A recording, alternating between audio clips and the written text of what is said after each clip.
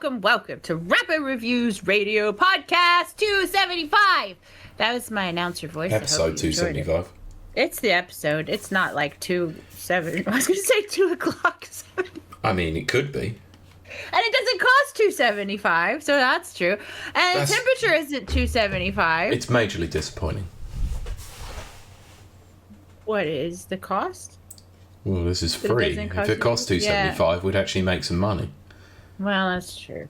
If I had a nickel for every time I wanted to make money, I'd be very wealthy. I don't know. Fill that in. Maybe you are. Maybe you're not. Maybe that's how I made my money. It's definitely not by drinking. What was this saying? I'm your co-host, Kiley. Wilde. That's who I am. How about you? And I'm joined by my ever-present co-host, Beckett. That's who I am. Hello. That's who he is on one of these sides. Somewhere. This side. It's not, is it? Nope, it's that side. I was wrong. I had a 50% chance of getting it right. And you got it wrong. 50% of the time, it works every time. Clearly but not. yes, if you've noticed that we're a little goofy, I say we're, it's me. It's because we're secretly recording on a Sunday. Yes. Well, it's a day that ends in Y.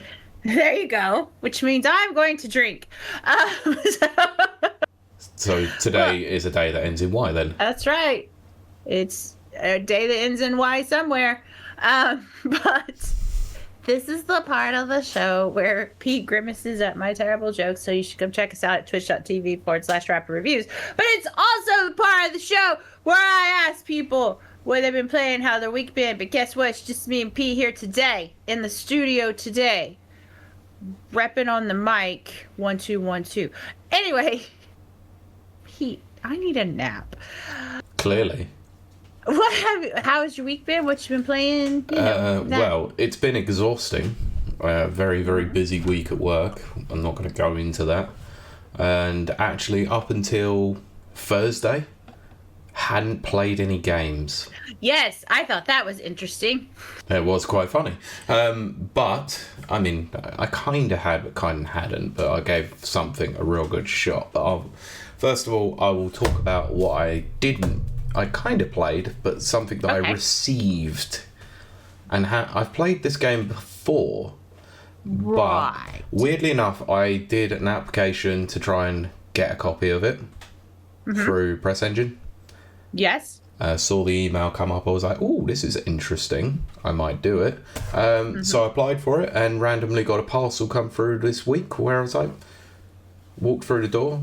The wife had gone, "What have you been ordering?" I went, "I don't remember what I've ordered. I didn't order anything." Opened it up and I went, "Actually, I didn't order anything. I was given this. This is great."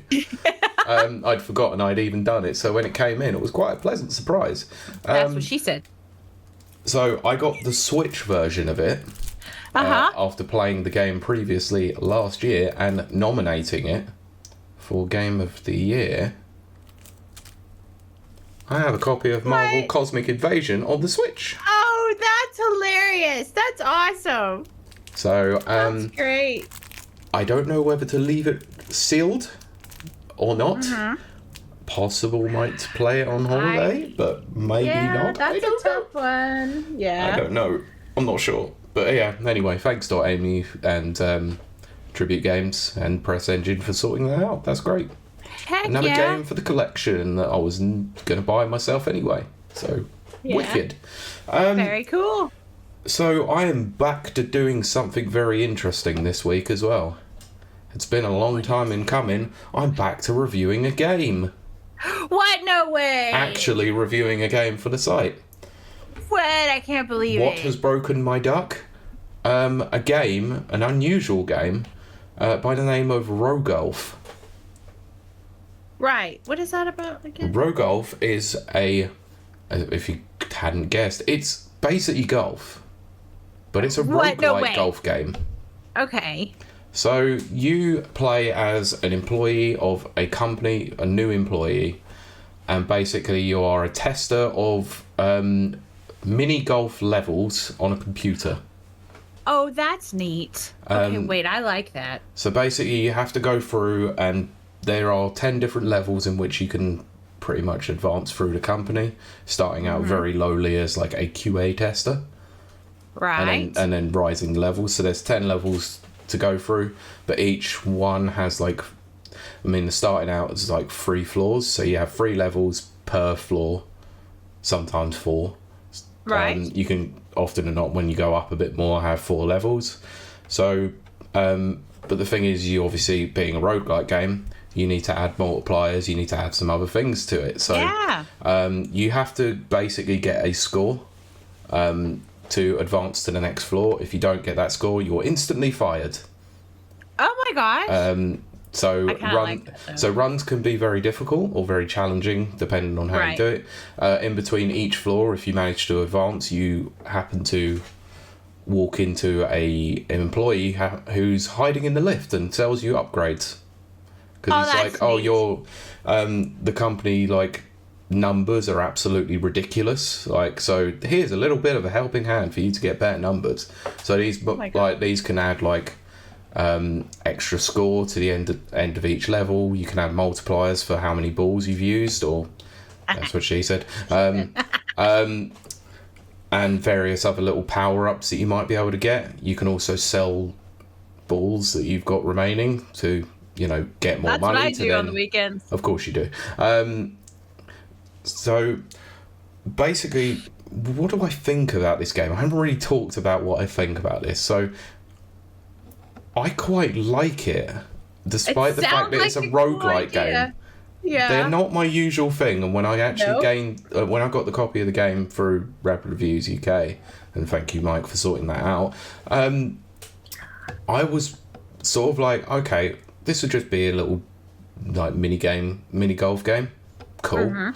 No, it was a roguelite, and I was like, oh no, I'm gonna hate every second of this, aren't I? And no, I actually really enjoy it. It's like the golf mechanics are actually like fairly solid, like really, really solid. The level design is interesting. You know, it's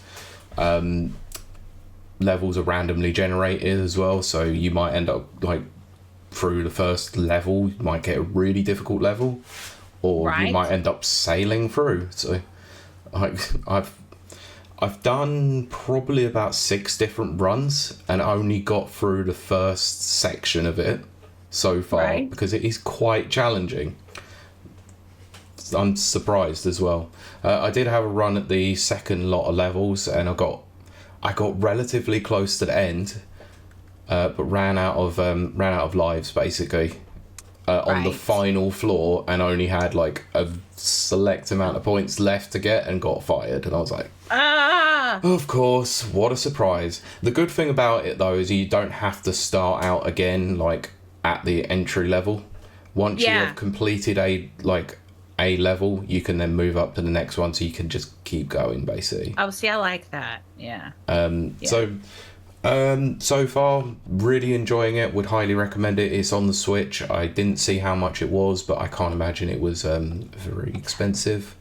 But if you like a good, solid, like, a roguelike experience, but if you also like mini golf, it's an absolute no-brainer. I really like this game. Very cool. That's very cool. So there's going to be a written review coming for it very soon, so keep an eye out for the website on that. But that's just my general thoughts on it at the moment. Excellent. I have been playing one other game though. But carry on. Mike says, for a moment, I thought Pete was going to say he was reviewing Street Fighter 6 for the Switch. Switch 2.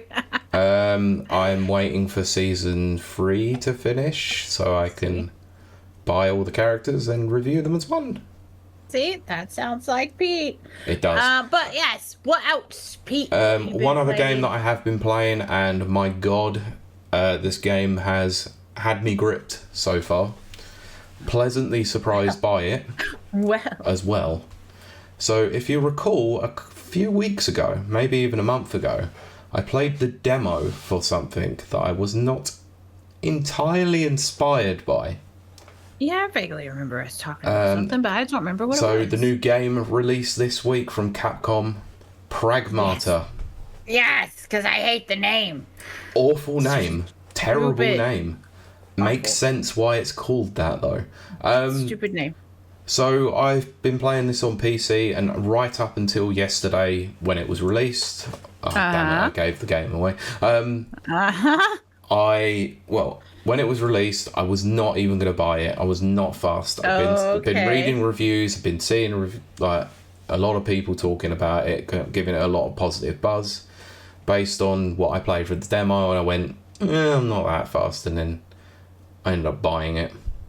Right. And so after work yesterday, downloaded the game, got it ready to play in the evening. Started up about 6:30, 7:15. Didn't come off it until 10 o'clock. Same again this morning before I went out. Oh my goodness. Played it for another hour this afternoon before we record. Played it for another hour and a half. Oh my god. This game is gripping. Oh goodness. And I don't tread lightly when I say this, but this is a very strong contender for Game of the Year. This is unbelievably good. So, Pragmata. What is Pragmata? So, you play as a marooned engineer by the name of Hugh on a lunar base who happens to lose most of his crew through an accident. It was a lunar quake, I think it is, or a moonquake as they call it. I guess that makes sense, yeah. But basically, he's working for a company that pretty much 3D prints a load of things on the moon. Including We're printers on the moon. No. So using 3D printing, they're basically able to remake a lot of different stuff, including environments from Earth, plant life, everything as such, cool. Which is awesome. So after this moonquake, his entire team is taken out, and he is woken by Diana, a Pragmata. But I will not explain what a Pragmata is. It's a stupid name. I don't care if they're the most amazing thing ever. Anyway, so you have to go and make contact with the team that you've been sent to on Earth, but the only way that you can do that is by traversing through this lunar base, and you happen to encounter a destructive AI that wants to kill you. So using the help of Diana, you can take down enemies using combat. So you have a various array of different weaponry at your arsenal, up your arsenal. However, you also have Diana, who is also a weapon herself, because she is able to hack machinery. And the thing that you can do with it is your bullets don't really do a lot of damage to anything at all, because it's all machine based until you hack them. So basically, you have to, when you target them, it brings up a little grid. It depends on size, depending on the enemy. You basically have to go around a pattern, avoiding various different sections, using the face buttons on the controller to pretty much unlock to hack them, so that you can then do more damage on them. You can also add extra things on there called multi-hacks, or there are other things that you can do as well to add even more damage, or you can hack multiple enemies at once. You get various power-ups later on in the game that mean that you can confuse them and stuff like that. So the confusion would then add, like, they're able to do friendly fire to their own teammates, basically. And sometimes you would have to hack them multiple times. Pragmata uses confusion. It is very effective. Very effective. So I didn't think I was going to like this. Based on the demo, I thought that the hacking was going to get very, very boring. It is not. It actually adds an incredible layer of depth to the combat. It's not just your standard walk-along third-person shooter. It's basically a puzzle game within a third-person shooter. It's brilliant. Oh, great. It's so much fun. It's very simplistic. Like, it's not really gonna, like, that's what I need. Throw you off. Like, it's not gonna be like highly complex until you start reaching some of the boss enemies. But I would say it is an incredibly challenging game as well, even on normal difficulty, because you can very quickly get overwhelmed by enemies when you're trying to hack multiple enemies at once. They might go out of your like line of sight, so that grid will then disappear and then target another one. Right. Okay.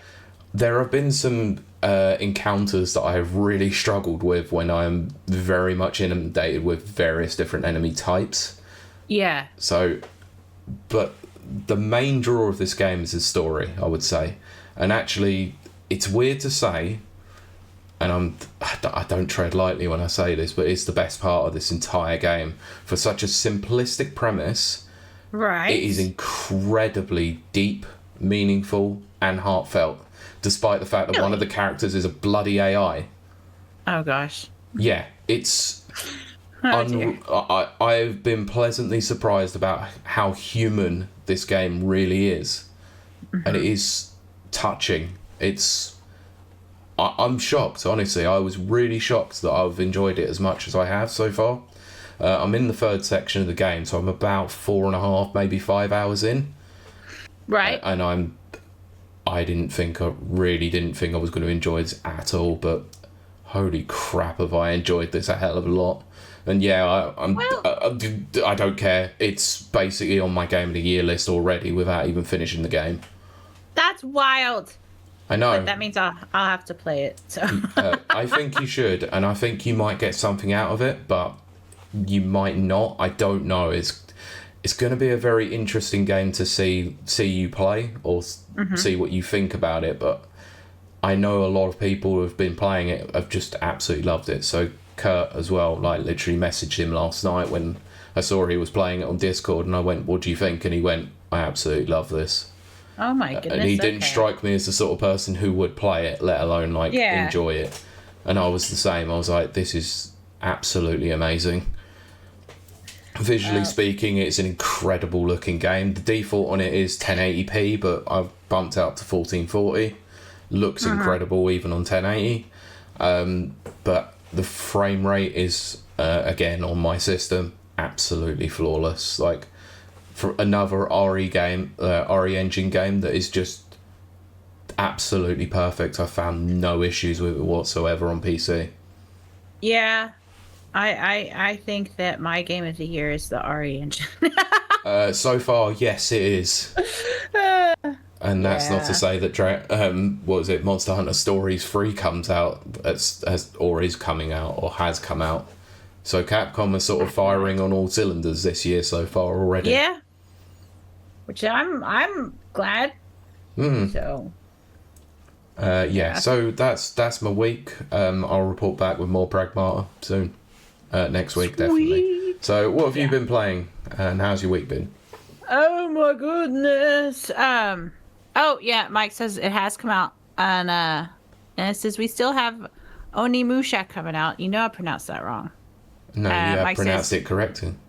Oh, Mike says it came out last month, I believe. Nice. So yeah, Capcom 3 games in for basically 3 months. That's pretty good. Brilliant. But that Ubisoft started strong. Was it last year or the year before? And then they just crapped the bed. It was the year before. So no. But I played a lot of things. Hold on, let me pull it up here. That's what she said. I did play. That's true. So, yeah, we finished RE9. We did a show about it. But my heart is still in RE9 right now. I need to extract myself. So Monday I decided to play a game that I had caught a few minutes of from various creators, but mostly I just hung out in the comments, because that's my favorite part of anything is the comment section. Oh God, I know. Jesus. So I was on YouTube and I was watching the comments to this game, and I thought, I gotta play this game because it's gonna piss me off, and sometimes it's fun to watch me get pissed off. It just depends, And so I played Woman Simulator, which I went in. I tried to be open-minded because that's how I am, and I was like, whatever, it's not gonna piss me off. And to be fair, the problem is, I played it as a serious game. It should not be serious. At its heart, it's a cleaning game and a resource management game, which are two things that I love. So I forgot about all the emotional crap and just played it for real. For real though. But anyway, I just kind of, I don't know, it all just went past me, the whole emotional crap stuff. And I didn't get mad at that. I got mad at other stuff, but not at that. I think it's tongue in cheek. I think it's a joke, and I think people were taking it too seriously. But I don't know because it's just a demo. But it is also absolutely abjectly nonsense as well. It is, and I think it's just a silly joke. But again, we won't know that until later. Part of me thinks that it was made by a mega chud, though. Some people say it was. I'm just going to sit back and watch because I didn't feel any of the anger that the people in the comments expressed. But again, I'm not an overly emotional person either. I'm not either, but holy crap, the minute you walk out of that house, and you go out to the curb and it basically sends you in and loses life and like time, and it's like, oh God, you are actually a prisoner in this house. This is ridiculous.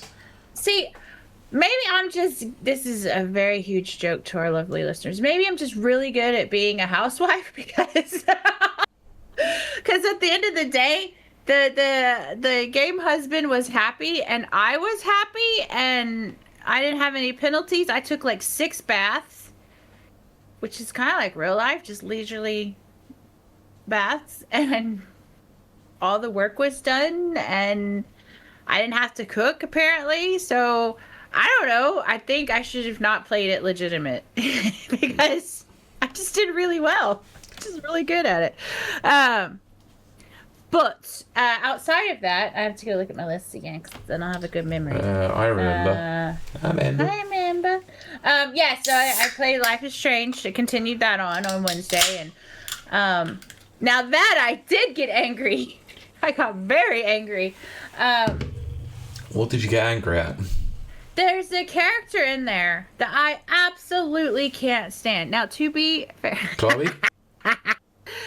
No, Chloe does get on my nerves, but not as much as this Max? character. I do like what Nana said. Oh, Nana says, no, that's a joke, because ain't no way Kylie could be a housewife. That is true. No.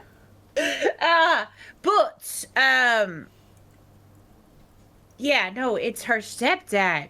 He reminds me so much of the guy the first guy I was ever with. Oh, yes. Because he was a correctional officer, so a law enforcement officer. And her stepdad's a security guard, and he's a dick. Rent-a-cop. And oh my gosh, I know I'm projecting onto him, but I also just cannot stand that character. He is so gross and creepy, and he hit Chloe, and I'm just like, but anyway, and also Chloe does make me mad. She makes me very angry, but in like a righteous anger, like I want you to do better, that kind of angry, not I hate your guts like the stepdad. Now Nana says you're meant to hate him, so I feel good about that. Yeah, you are. There are some characters you are meant to hate in that game. Good, because I don't like to dislike real people or game people. It's supposed to make some of the choices a little bit easier. Ah, okay. Because I don't like to just mindlessly hate characters and stuff like that. But, so we had another day of that. And then, on my own, off stream, I played,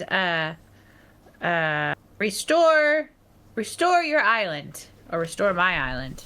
I think it's Restore Your Island. I played the demo on stream a few weeks ago during Steam Fest. And I really liked it. And I bought the game because I got it at a discount because I had the demo. And it is literally, you just clean up your island. Now, there are flaws with this premise. Again, I love cleaning games and building games and resource management games. You do get to clean all the trash off your island, which that part is fun. I don't know if fun is the word, but it's the thing that keeps me playing, so whatever. It hits all the right places. But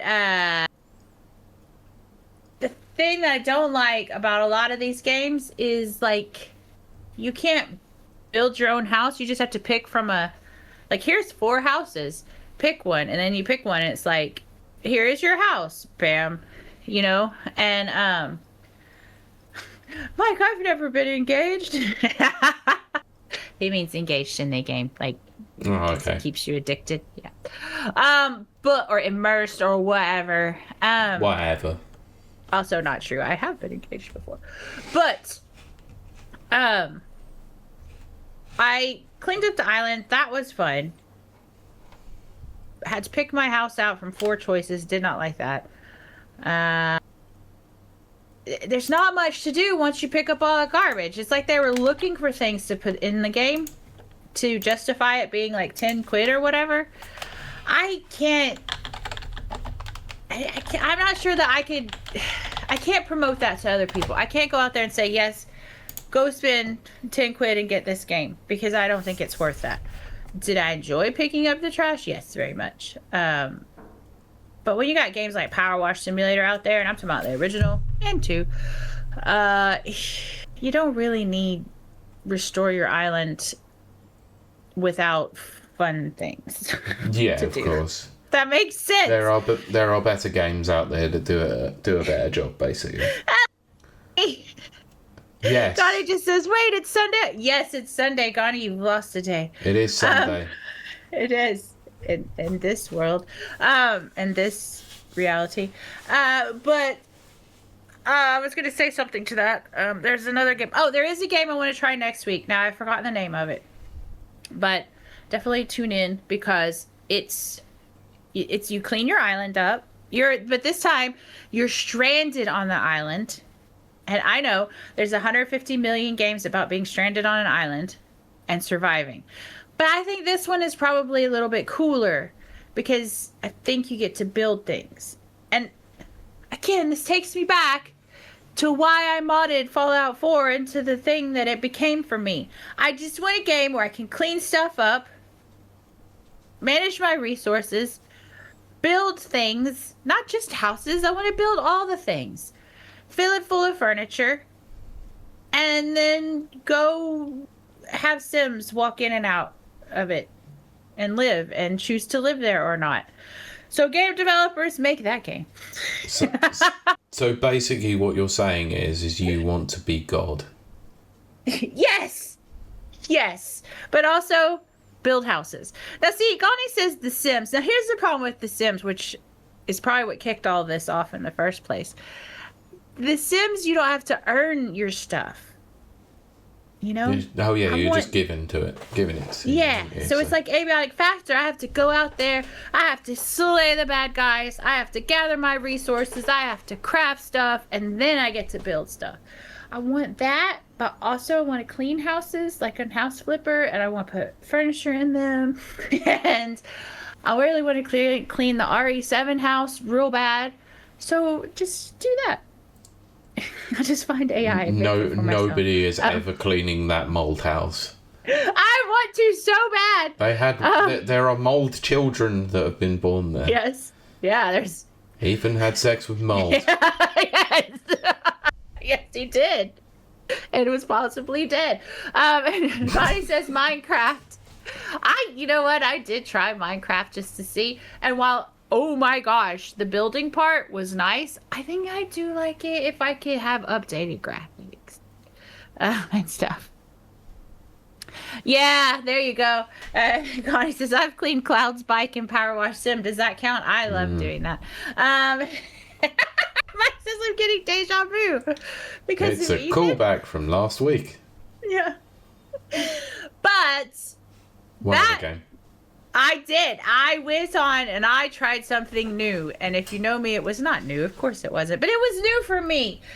All this talk about mold children. This Mike. Nope, I can't. Move on. Yep, gotta move on. Come on, brain. But it really wants to play in that space, though. In that moldy space.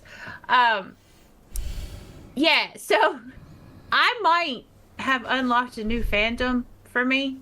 And Connie says, moldy children, ew. Ew.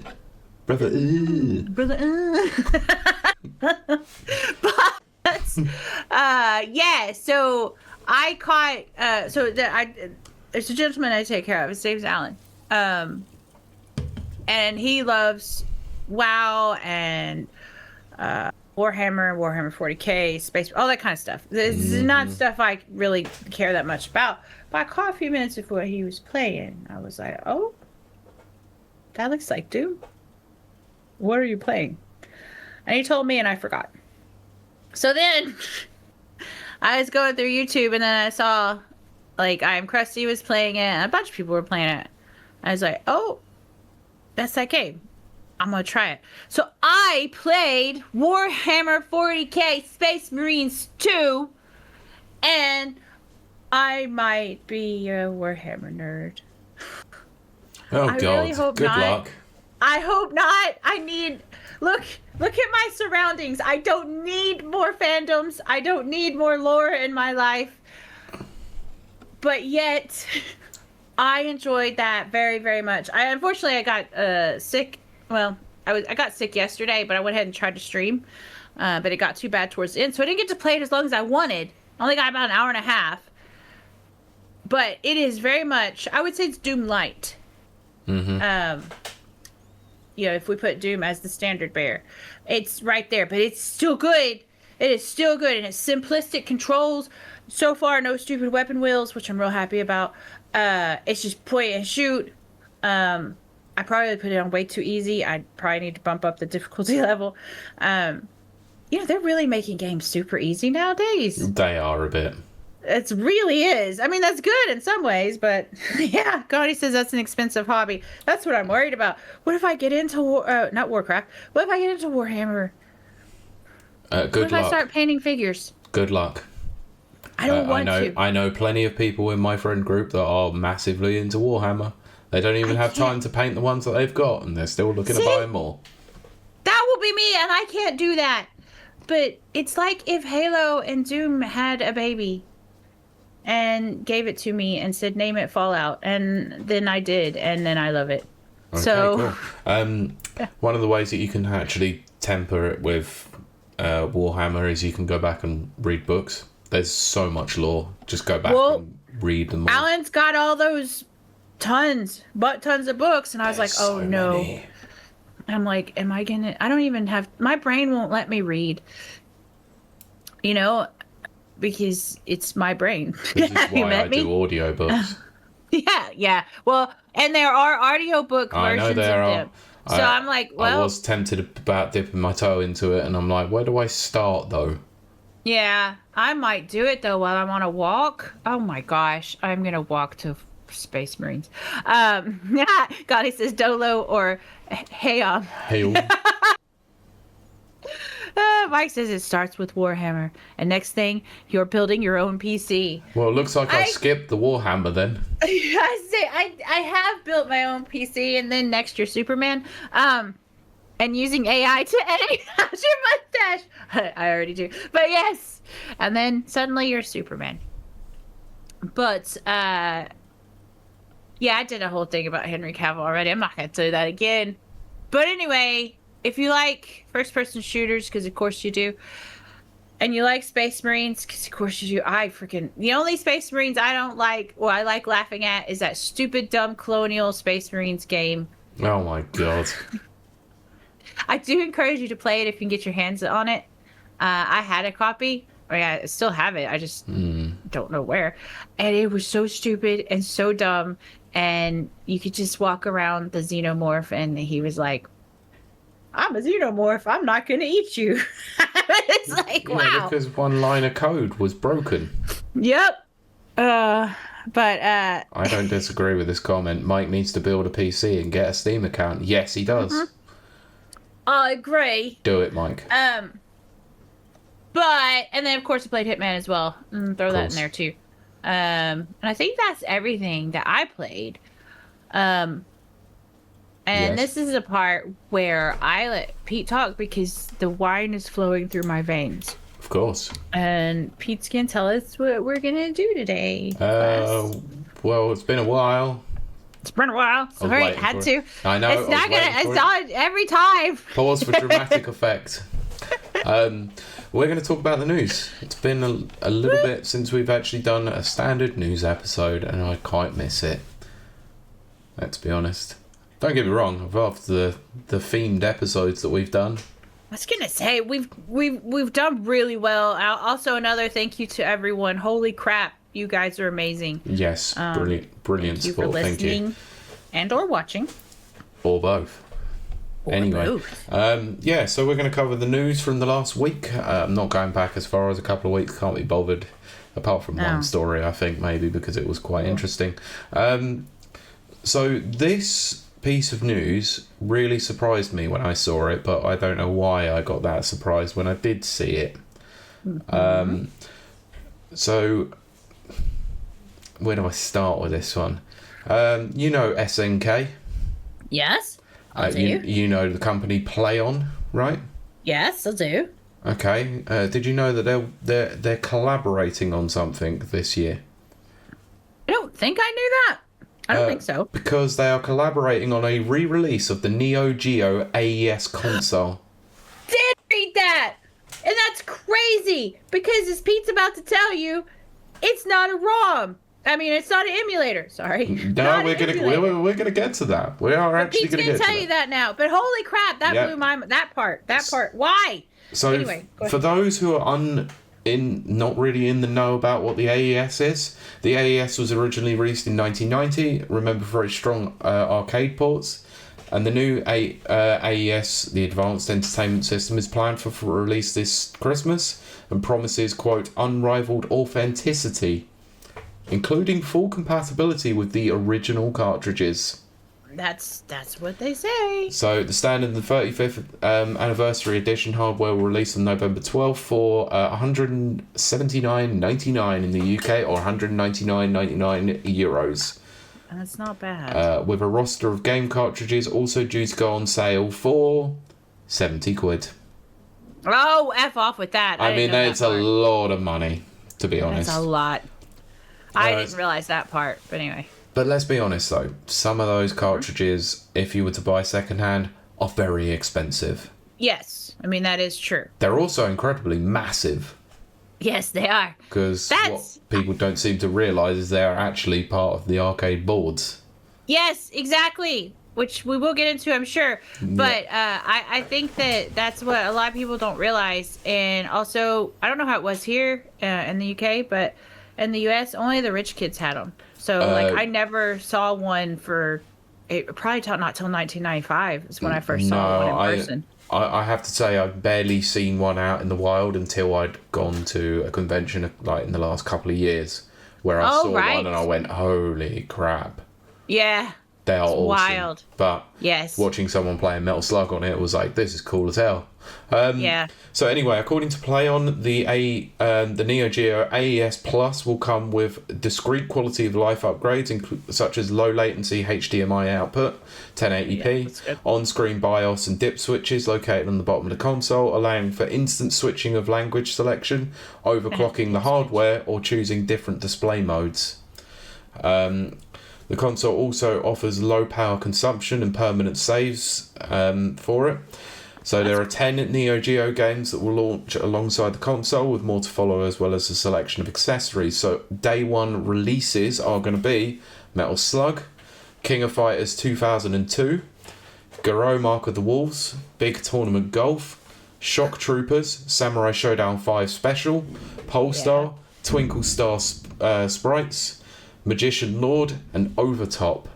And that is an excellent selection of games. I was going to say, those are all really good. I have ROMs. So this is actually the reason why I would love to pick one up myself. The following accessories will also be available to purchase at launch. It's going to be buttons. The Neo Geo AES Plus memory card, a 1-to-1 replica of the original, performing an exact same function. The AES Plus gamepad, a replica of the original controller. Right, yes. This is the one that I'm more happy about. The AES Plus arcade stick. Yep, knew it. So the 1-to-1 replica of the original classic controller. That's what it was known for. Now updated to offer both wired and wireless capabilities. Oh, wow. Holy but wireless isn't... crap. That's not good for fighting games, right? Well, it's wired, so I don't care. Oh, right. All okay. I would need is a converter, because I mean, I bought Fatal Fury, and I find it confusing to play on a 6-button arcade stick. Right. Okay. So I may buy one because it will be excellent to play it on. I could also connect it to my Switch and play Samurai Showdown with it. Yep. Which would be amazing. True. That arcade stick is a thing of beauty as well. My God. So the Ultimate Edition will, with all launch games and accessories, is available now on the PlayOn website. So Ben Jones, commercial director of PlayOn Replay, said the Neo Geo remains peerless in the eyes of arcade enthusiasts, never accepting less than the authentic arcade experience. For 35 years, SNK's hardware has continued to astonish gamers with its system's game collection that's with titles that only improve with age and remain timeless classics. Now, I can tell you from experience, from my stag do, yes, they are incredibly good games. Yeah. I played a lot of them on an arcade machine. They were brilliant. Awesome. We are excited to reintroduce this legendary system to modern gamers in a way that refuses to compromise on the integrity of the original hardware, now priced at a level every gamer can finally afford. We look forward to unveiling more news throughout the year. Well, wasn't it Sony that said that nobody cares about old games? Yes, Jim Ryan said that. Suck it. He is an idiot. Sony. Yes, he is. Proven several times over. But I'm not sure about that £70 game price point. Well, let's just say, if I was to go and do a quick search, so I'm going to see if I can try and find a copy of one of these games. Okay. And I'm going to pick I'm not going to pick at random. I'm just going to pick Metal Slug. Okay, I was going to say Polestar, it's probably one of the more popular games on the system. Yeah. That and Polestar. Probably, yeah. So let's see how much it currently would cost to buy an original cartridge for. Holy crap! That's Metal Slug 3. Oh my god! Oh, okay. Oh my god! Damage. So this is in UK price plus tax for a US version of the game. Okay. £443. Woo! Yeah, I'd pay that 70 quid instead. Yeah, but still. Oh god. Oh god. That's crazy. That is wild. How about Garou? Shall we try Garou? Yeah, also do Samurai Showdown. Because I know that's crazy. Yeah, Samurai Showdown 5 as well. Yeah, I knew that was going to be up there. Oh god. Let's see, what's the damage? But to be fair, when those games first came out, they were ridiculously priced too. What? Oh no, Pete's gonna die. What is it? £1,747. No, oh my god. Good god. Good god. Oh, I can see my life. That's a lot of damage. I need some flex tape. Anyway, yeah, I'd rather spend the 70 quid, to be honest, for a repo cartridge. Oh my gosh. I don't care. I couldn't care less. I'll be honest. They really were I think they were like $100 games when they came out or something, or it just felt like it because I was a kid, but like only the rich kids had those. Yeah, because actually when it first released over here, it does say in the article, it was $649 at launch. I knew it was crazy. And each game's retailing for $200. I knew, because that's why it didn't succeed very well in the US. It sold less than 1 million units worldwide. Damn. Yep. So, all right, fine. But yeah, its legacy can be felt around the world because of its excellent arcade games. Yep. Well, and they're great conversions of arcade games. Yes. But I will absolutely concede that, okay, maybe this time 70 isn't insane. It is not. Yeah. I tell you what is insane. This next news story. What is it, Pete? Well, I say it is insane. It's kind of insane. Moderately. Insane in the membrane. Because CinemaCon has been this week. Oh, right. I didn't know that. So a lot of things have been revealed. So Sony Pictures were at CinemaCon and revealed their slate of movies. What happened there, Pete? Sony has announced plans to produce an R-rated animated movie of Bloodborne. What? No way! Which Oh. actually does look kind of What is the more insane thing about it is that PlayStation Productions are developing the feature film, which will be produced by content creator Jacksepticeye. Yeah. Yeah. I'm okay with this.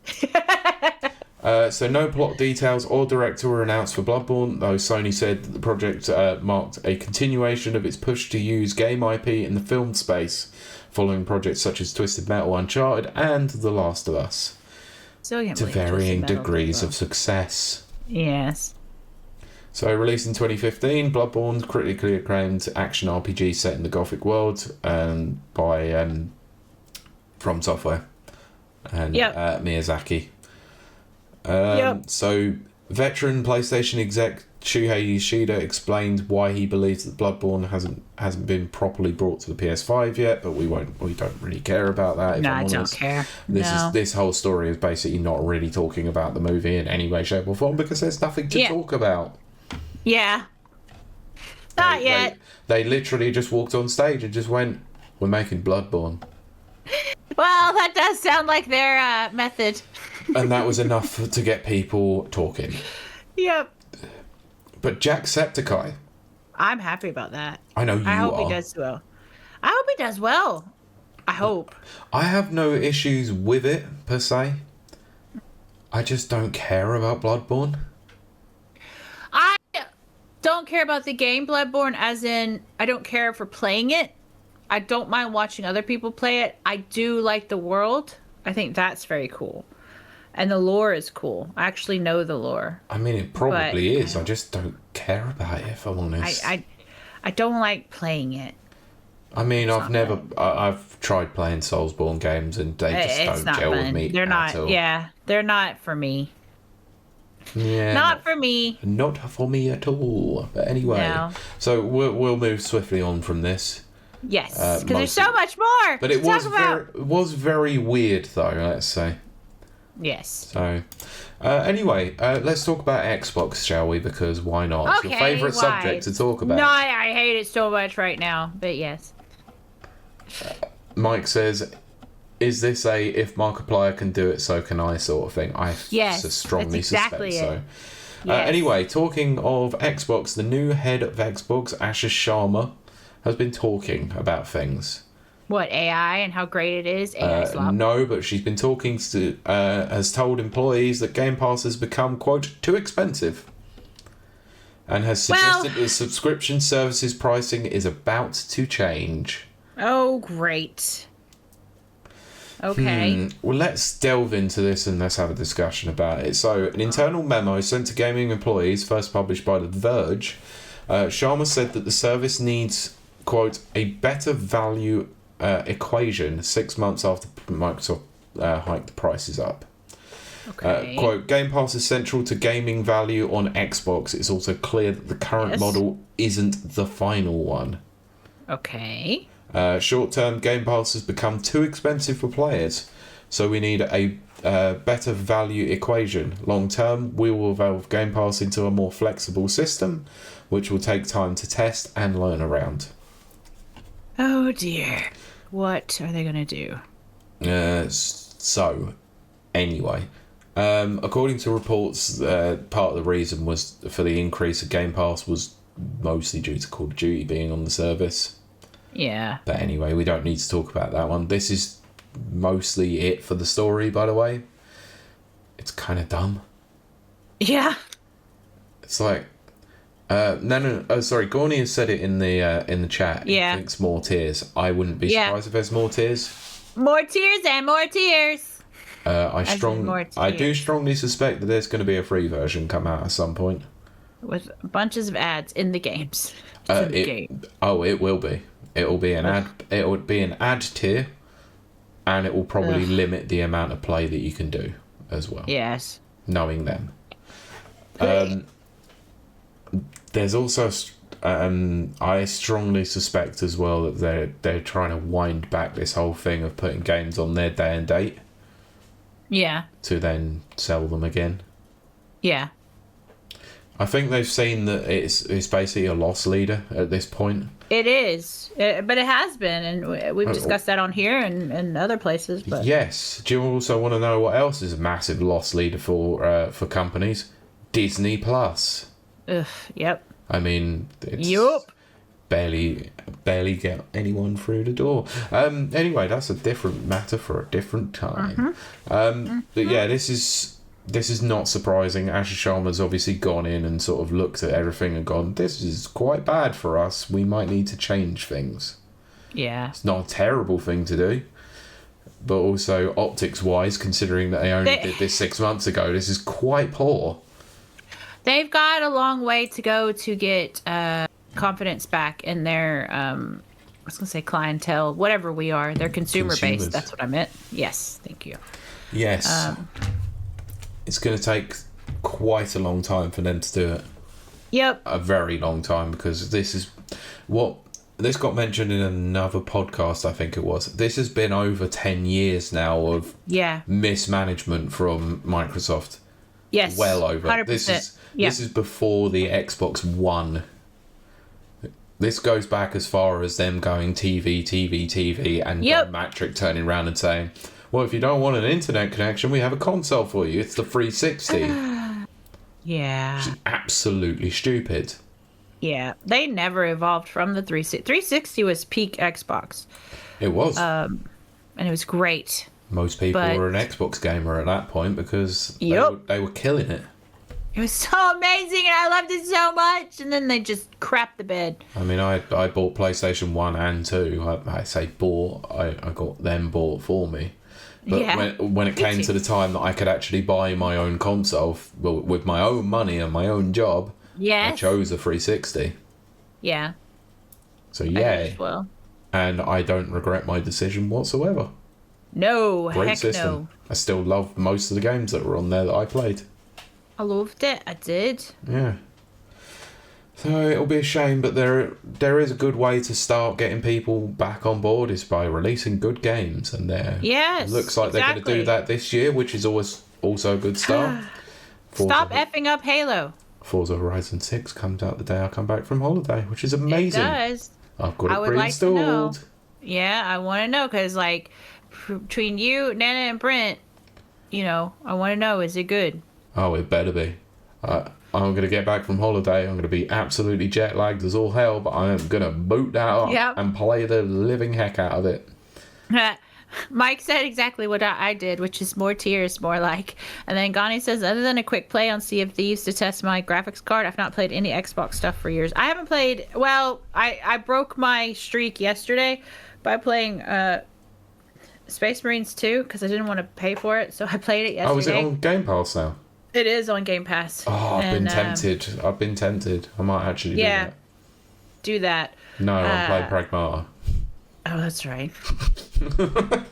Yeah, but yeah, but outside of that, which I probably wouldn't have even done, I only did that because I'm streaming. I have not touched my Xbox. We know this. I talked about it, and I was a diehard Xbox fangirl. Mm-hmm. So mine's a 4K Blu-ray player. It's great. Anyway, so just release good games, and then people might actually get interested. Anyway, fix Halo. Please do it. I'll come back if you fix Halo. There is an easy way to fix Halo. Make Master Chief and Cortana fall in love. No, take Halo Studios off it, or 343. Yes, get 343 far away from it. Well, they're not called 343 anymore. They're called Halo Studios. They're called stupid, dumb, stupid. That's what they're called in my mind. Yes, they are. Anyway, moving on to the next news story. Not stupid at all. Yes. For once, I've gone into a news story completely blind because Kylie recommended that we talk about this. We're going to talk about the BAFTA Game Awards that recently happened. No way. Oh yeah, we probably should explain what BAFTA is. I forgot. The British. It's awards for British people. Well, BAFTA is like British Authority or whatever. Arts film, and TV, stuff. and arts. Yeah. Arts. That's it. Yeah, farts. The farts, yes, It's for the the fart farts. awards. Yes, the farts. But they've now included a game awards has done for the last few years actually. And it is a very like esteemed award. So It is, I don't and want to actually, belittle that for the Americans to be fair, or other people. In all fairness, BAFTAs has been very heavily involved in games for well over 10 years now. Like, even when EGX Rezzed and all that was like a thing, they were strongly supporting that. They were heavily involved because the BAFTA awards would happen around about the same time as EGX Rezzed would. So people who went to that would often not go to Rezzed, which is a shame. Yeah.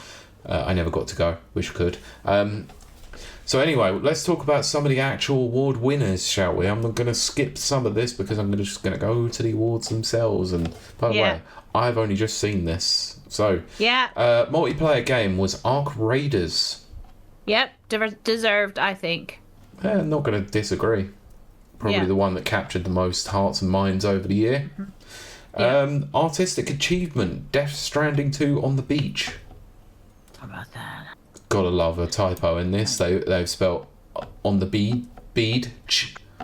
Nice. Yeah, brilliant. Evolving game, No Man's Sky, understandably so, and British studio as well. So of course they would support it. Yeah, that's good. Performer in a supporting role, Jeffrey Wright for Dispatch. Fair enough. Okay. British game, Atomfall. Which, yes, it's a very quintessentially British game. I like it. A game I really didn't enjoy, but that's because it's me. Yeah.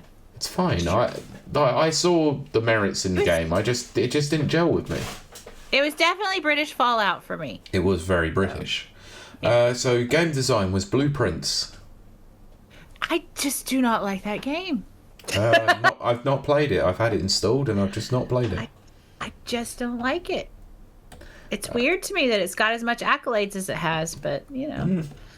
Maybe it's me that's the problem. Maybe so. Animation, we went to Dispatch. I agree with that, yes.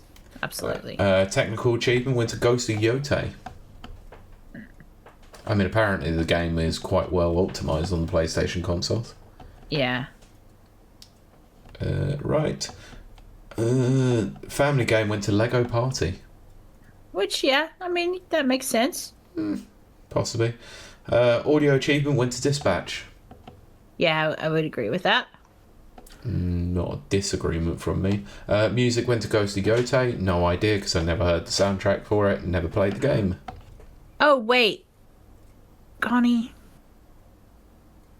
Which one? Oh, crap. Gani said I thought it was Russian. Did you say Atomic Heart or the other one? Atomfall. Oh, Atomfall. Okay. No, Gani, you're thinking of Atomic Heart. Yeah, yes. okay. Sure. Yes, okay, okay. I had to sit there and think, wait a minute, did I get it mixed up? Because I have drank a lot. No, you did not. Yeah. But I also like Atomic Heart. It's like the Russian Fallout. Yeah. So, there you go. They're both good games. Narrative went to Kingdom Come Deliverance 2. That's a very British game, too. I can very much understand why. Yeah. Although I haven't played a lot of it, I still understand why. I've watched it a lot. I haven't played it. Now this, what? New intellectual property went to South of Midnight. Okay, that's a weird category, and that's a weird choice. And it's, because it wasn't that great of a game. It really wasn't. Story-wise, it was fine. Bit generic. It was very generic, and I didn't think it looked that great either. The animation style was really weird as well. Yes, exactly. Anyway. It was not... that's weird. Best debut game, Clair Obscur Expedition 33. No surprises. What? No way, I can't believe it. That's why I told Pete to read this, by the way. Fine. For those playing along at home. Which is quite funny, by the way, because someone at work who I've been recommending the game for well over a year at this point finally dipped into it and has played it over a week, and they said, I can see why you recommended it now. What a game. And I went, oh, that's so good. Yes. So, good. Game Beyond Entertainment, Despelote. I don't know what that is. I've only heard it talked about. only because it's got an interesting name. It's quite fun to say as well. Disability. Anyway, performer in a leading role is Jennifer English for Expedition 33. No surprises there whatsoever. Yep. Best game, Expedition 33. There you go. Of course it was. Yes. Them's the awards. Mm-hmm. That's them all. That's it. Everyone kind of thought that Expedition 33 would sweep. But it didn't. And I'm kind of glad it didn't, in that it feels more balanced that way, because it seems like they won exactly what they should have won, if that makes sense. You know. So, Yeah. I don't know. I think it was a good spread, as they say. That's what she said. It's true. Yeah. I'm not going to disagree with most of this, apart from South and Midnight. I am actually really surprised about that one. Yeah. I mean, considering there are other new intellectual properties there that they could have very easily given it to, part of me thinks Dispatch probably could have taken that too. Yeah. But nah, I don't know. Yeah. Not going to say what I think. I'll tell you off stream. I can assume what you think, but yes. Nah, you're definitely not. You can't. You definitely don't. Yep. 6 years. Beat. 6 years as co-host. Yep. You probably can then. Yeah. Anyway, so let's get into this story, because I think this one's going to cause a little bit of an interesting discussion, potentially. Okay. So a group of hackers has said that it will release stolen data from Rockstar Games after its demands were not met. I mean, but like, I don't know. What like shall we get into it? Yeah, let's get into it. Let's talk about it first. Let's go through the story. Discuss. Yes. So over last weekend, I think it was, the hacker group Shiny Hunters demanded a ransom for data it said it obtained from the cloud servers at Rockstar Games. In a statement, Rockstar confirmed the breach but downplayed its impact. At the time, Shiny Hunters issued a deadline of April 14th, which has obviously now passed, for Rockstar to pay a ransom lest the data be released. However, speaking to the BBC, the group has now confirmed that it will release the stolen data online. I mean, how many times has this happened to Rockstar, and how many times have they just said, nah? Too many? Yeah. Rockstar does not give in to demands. They never have. We do not negotiate with terrorists. Exactly. Law enforcement advice globally is not to pay cybercriminal ransoms, as it encourages theft and comes with no guarantee that hackers will delete stolen data. Yep. So Shiny Hunters hasn't said what the data it's obtained is related to, but due to its alleged method of access, which is a third-party tool used to track cloud costs, it's speculated that potential exposure likely includes financial records, marketing plans, contract information, and player spending data rather than game assets. I just don't think that Rockstar's going to care. I just don't think. Yeah. However, the breach will bring to mind the infamous 2022 hack, which saw early GTA 6 footage leaked online before the game was even announced. An 18-year-old was eventually convicted and placed in a secure hospital by a British judge. I don't know how I feel about that part, but yeah, I remember that quite well. Mate, you're mental. You hacked Rockstar. Get in hospital, lad. Get in. In a statement issued over the weekend, Rockstar confirmed the breach, and claimed it would have no impact on our organisation or our players. Quote, "We can confirm that a limited amount of non-material company information was accessed in connection with a third-party data breach. This incident has no impact on our organisation." So I wanted to see if there was any updates that happened as a result of this. So carry on. What do you think about this? I just think it's stupid, because what did they think they were going to get from this, you know? Money. Because Yeah, but it's like you're not like, Money. ooh, they're gonna release our financials. Oh no, they're gonna release our player habits. Oh Oh no. no, yeah. So it's like it must be kids. It must be kids who don't realize what's valuable and what's not. Has to be. Yeah, nothing else has come from this, by the way. That's what she said. Of course. Ah, but dear. I just Lesson learned. They probably, hopefully, won't try to extort anyone else. Probably, They probably will. maybe, probably They definitely will. Yeah. I mean, it's just stupid, really. Like, you go after, of all companies you decide to go after, you go after Rockstar Yeah. Games. Which has a history of not giving in to terrorists. Yeah. But also That's so part of me stupid. wants to start thinking about one particular side of this. Oh, what's that? Any chance this could be an inside job? Well, I mean, we usually do think they are inside jobs, and they usually are. This one actually feels like it's not an inside job because there's nothing there. What, apart from their financials? Yeah, it feels like when it's an inside job, like Ubisoft, who is very well known for doing that. Yep. It's usually like, oh no, this upcoming game stuff has been dropped. Oh, don't look at it. No. Push it out to the. Don't look at this. Yeah. Oh yeah, don't It look becomes at very this. obvious. Don't look at this. Don't do it. Yep. We don't want you push to see play on this. that button. Yeah, exactly.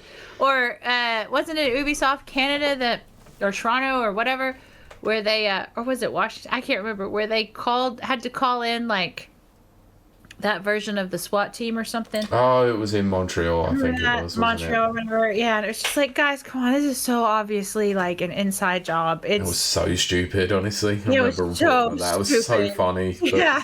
like, obviously, "Ugh." it wasn't that funny, but it was funny that it was like how Well, unbelievably yeah. bait it was. Yeah, it was so obvious, and then nothing came of it because it was so obvious. Yeah, because I think people didn't actually realize, like, No. didn't think anything serious was going down. No, like yeah. Oh, someone might have breached our data centers. Oh, better lock the Oh. building down and pretend there's Yeah. a SWAT attack. And have like helicopters flying around. It's like, really? Causing a state of panic. Also, don't forget to play our new Ghost Recon game or whatever it was. Whatever it was at the time, I don't remember. Yeah. Who But it knows? was one of those, with hostages and stuff. And I was just like, okay. Too many hostages. Yes. Yes. That was the game. Too many hostages. Yeah, because it clearly was, of course. Yes. Right, let's take this back. So we're going to go on to our final news story, and I have to do some quick prep work for this one. So All bear right. with. It's going to be fun, you guys. Yes, you guys. Yeah, you guys. You guys. So let me know. Can you see my screen? Because it makes me like, I have to click permission. Oh, it didn't make me. Okay. Yes. You can see my screen? Yes, Cool. I can. Because God. There it goes. Here we go. yeah, Yes! because a trailer for a film that we have spoken about a few times on this Okay. particular show has come up. It is the first major trailer, let's say, for this. Kind of. There was a teaser trailer. There was. Yeah, but this is like, yeah. This is I think it's the first. Yeah, it's the first trailer. This is the First full monkey. trailer. Obviously, at the Game Awards last year, they had the full cast reveal, like including every character. What film are we talking about? We're talking about Street Fighter. What? No way. Yes. So, I have anyway, so much to talk about. Yes. well, what we're gonna do is we're gonna cover the trailer, but we're gonna do it in bits, of course. Yeah, of course. But I do have to start by saying I hate this practice of putting a pre-teaser in the trailer. But at least they've actually done it in the right way possible. Okay. That's all I'm going to Might say. have to explain. Okay. So, let me see if you can hear this first. 5, 4, Yes. Yeah, cool. I'm going to start it again. So, can you hear the countdown? Yes. 5, 4, So you see what I mean by a teaser in the trailer. You mean like where they Like show all that. the characters? No, like that. It was like, oh, the trailer starts Oh. now. Oh, okay. Yeah, I that's see. so I never noticed that. so That is stupid. Film's doing it like so much recently. Yeah. It's bloody annoying. But at least they had the countdown from the KMO, the continue screen from Street Fighter 2, which fair enough. What you're going to find about this trailer, giving it away already, it's Reference City, by the way. It is, and I got a lot of questions, Pete, for you. Cool. Right, so let's go. I got good news, y'all. I mean, who is that? I don't know. That would be M. Bison. Tuesday. And obviously it's modelled on David Dafmakian, or however you pronounce it. Yeah. And we don't get a proper good look at him in the trailer, I don't think. So this is actually probably good, the best look we have. And actually he looks kind of cool. He does. I think they did that very well. Very Yes. well. I think he's good casting, to be fair. But I will get to the rest of it in a bit. Yeah, Let's talk about it. Gathered here are the world's best fighters. This is where I get confused. Why? Because to me, as a casual, As a filthy noob. Yes, this is a filthy nude. That's Ken. You are correct. Thought it wasn't Ken. It is Ken. Oh, see, I'm so confused, Pete. Who's Chet? Anyway. Are you gonna explain that to me? What do you mean? They say later on they call him Chet, I don't know. which I know is a character. I know that's a Street Fighter character. I have no idea. But anyway, I might have missed that. Anyway. Yeah, watch. 'Cause I get Yeah. very confused. Okay, so that's our first proper look at Ken. Because we hadn't really properly seen Classic much of it. suit. Yep, classic Ken. He doesn't have a mullet, but he does have long hair. He does have the long hair. Yeah. He at least doesn't have the banana hair from Street Fighter 5, which is good. And then I'll wait till that character reveal, and then I'll ask that question. So Dalsim and Chun-Li. However you say his name. Yes, I do think it's an interesting take on Chun-Li. I'm not sure if I'm happy about it. Well, But remember, this is a trailer, not the movie. The reason why I'm not particularly happy about it is because, again, we'll talk about it a little bit more. Oh, crap. No, I'll wait. No. I think I know what you're going to say. Just get out of it and say it. Well, I'm just confused as to why Cammy is suddenly Harley Quinn and Chun-Li is suddenly that brown. Like, her outfit is brown.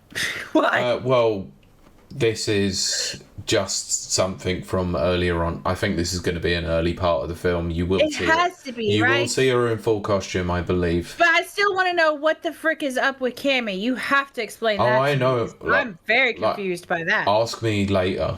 I don't know what you mean by Cammy. You'll see. Yeah. Anyway. So, I mean, they got the tattoo, right? They got that. The haircut's right. I mean, we'll get to the haircut in a bit, but yeah, obviously. There you go. It's fine. It looks really good. I mean, Cody, I was so weirded out by Cody Rhodes being Guile, but actually the look is bang on. It's bang on. It really fits. I think that is spot on. Yeah, Yes. fine. That's so funny. Okay.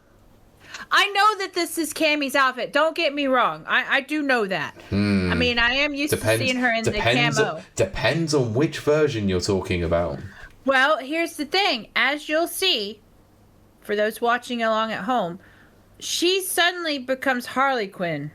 And I mean, she's like got a screw loose, and she's the kind of, what do they call that? Manic pixie, whatever I am.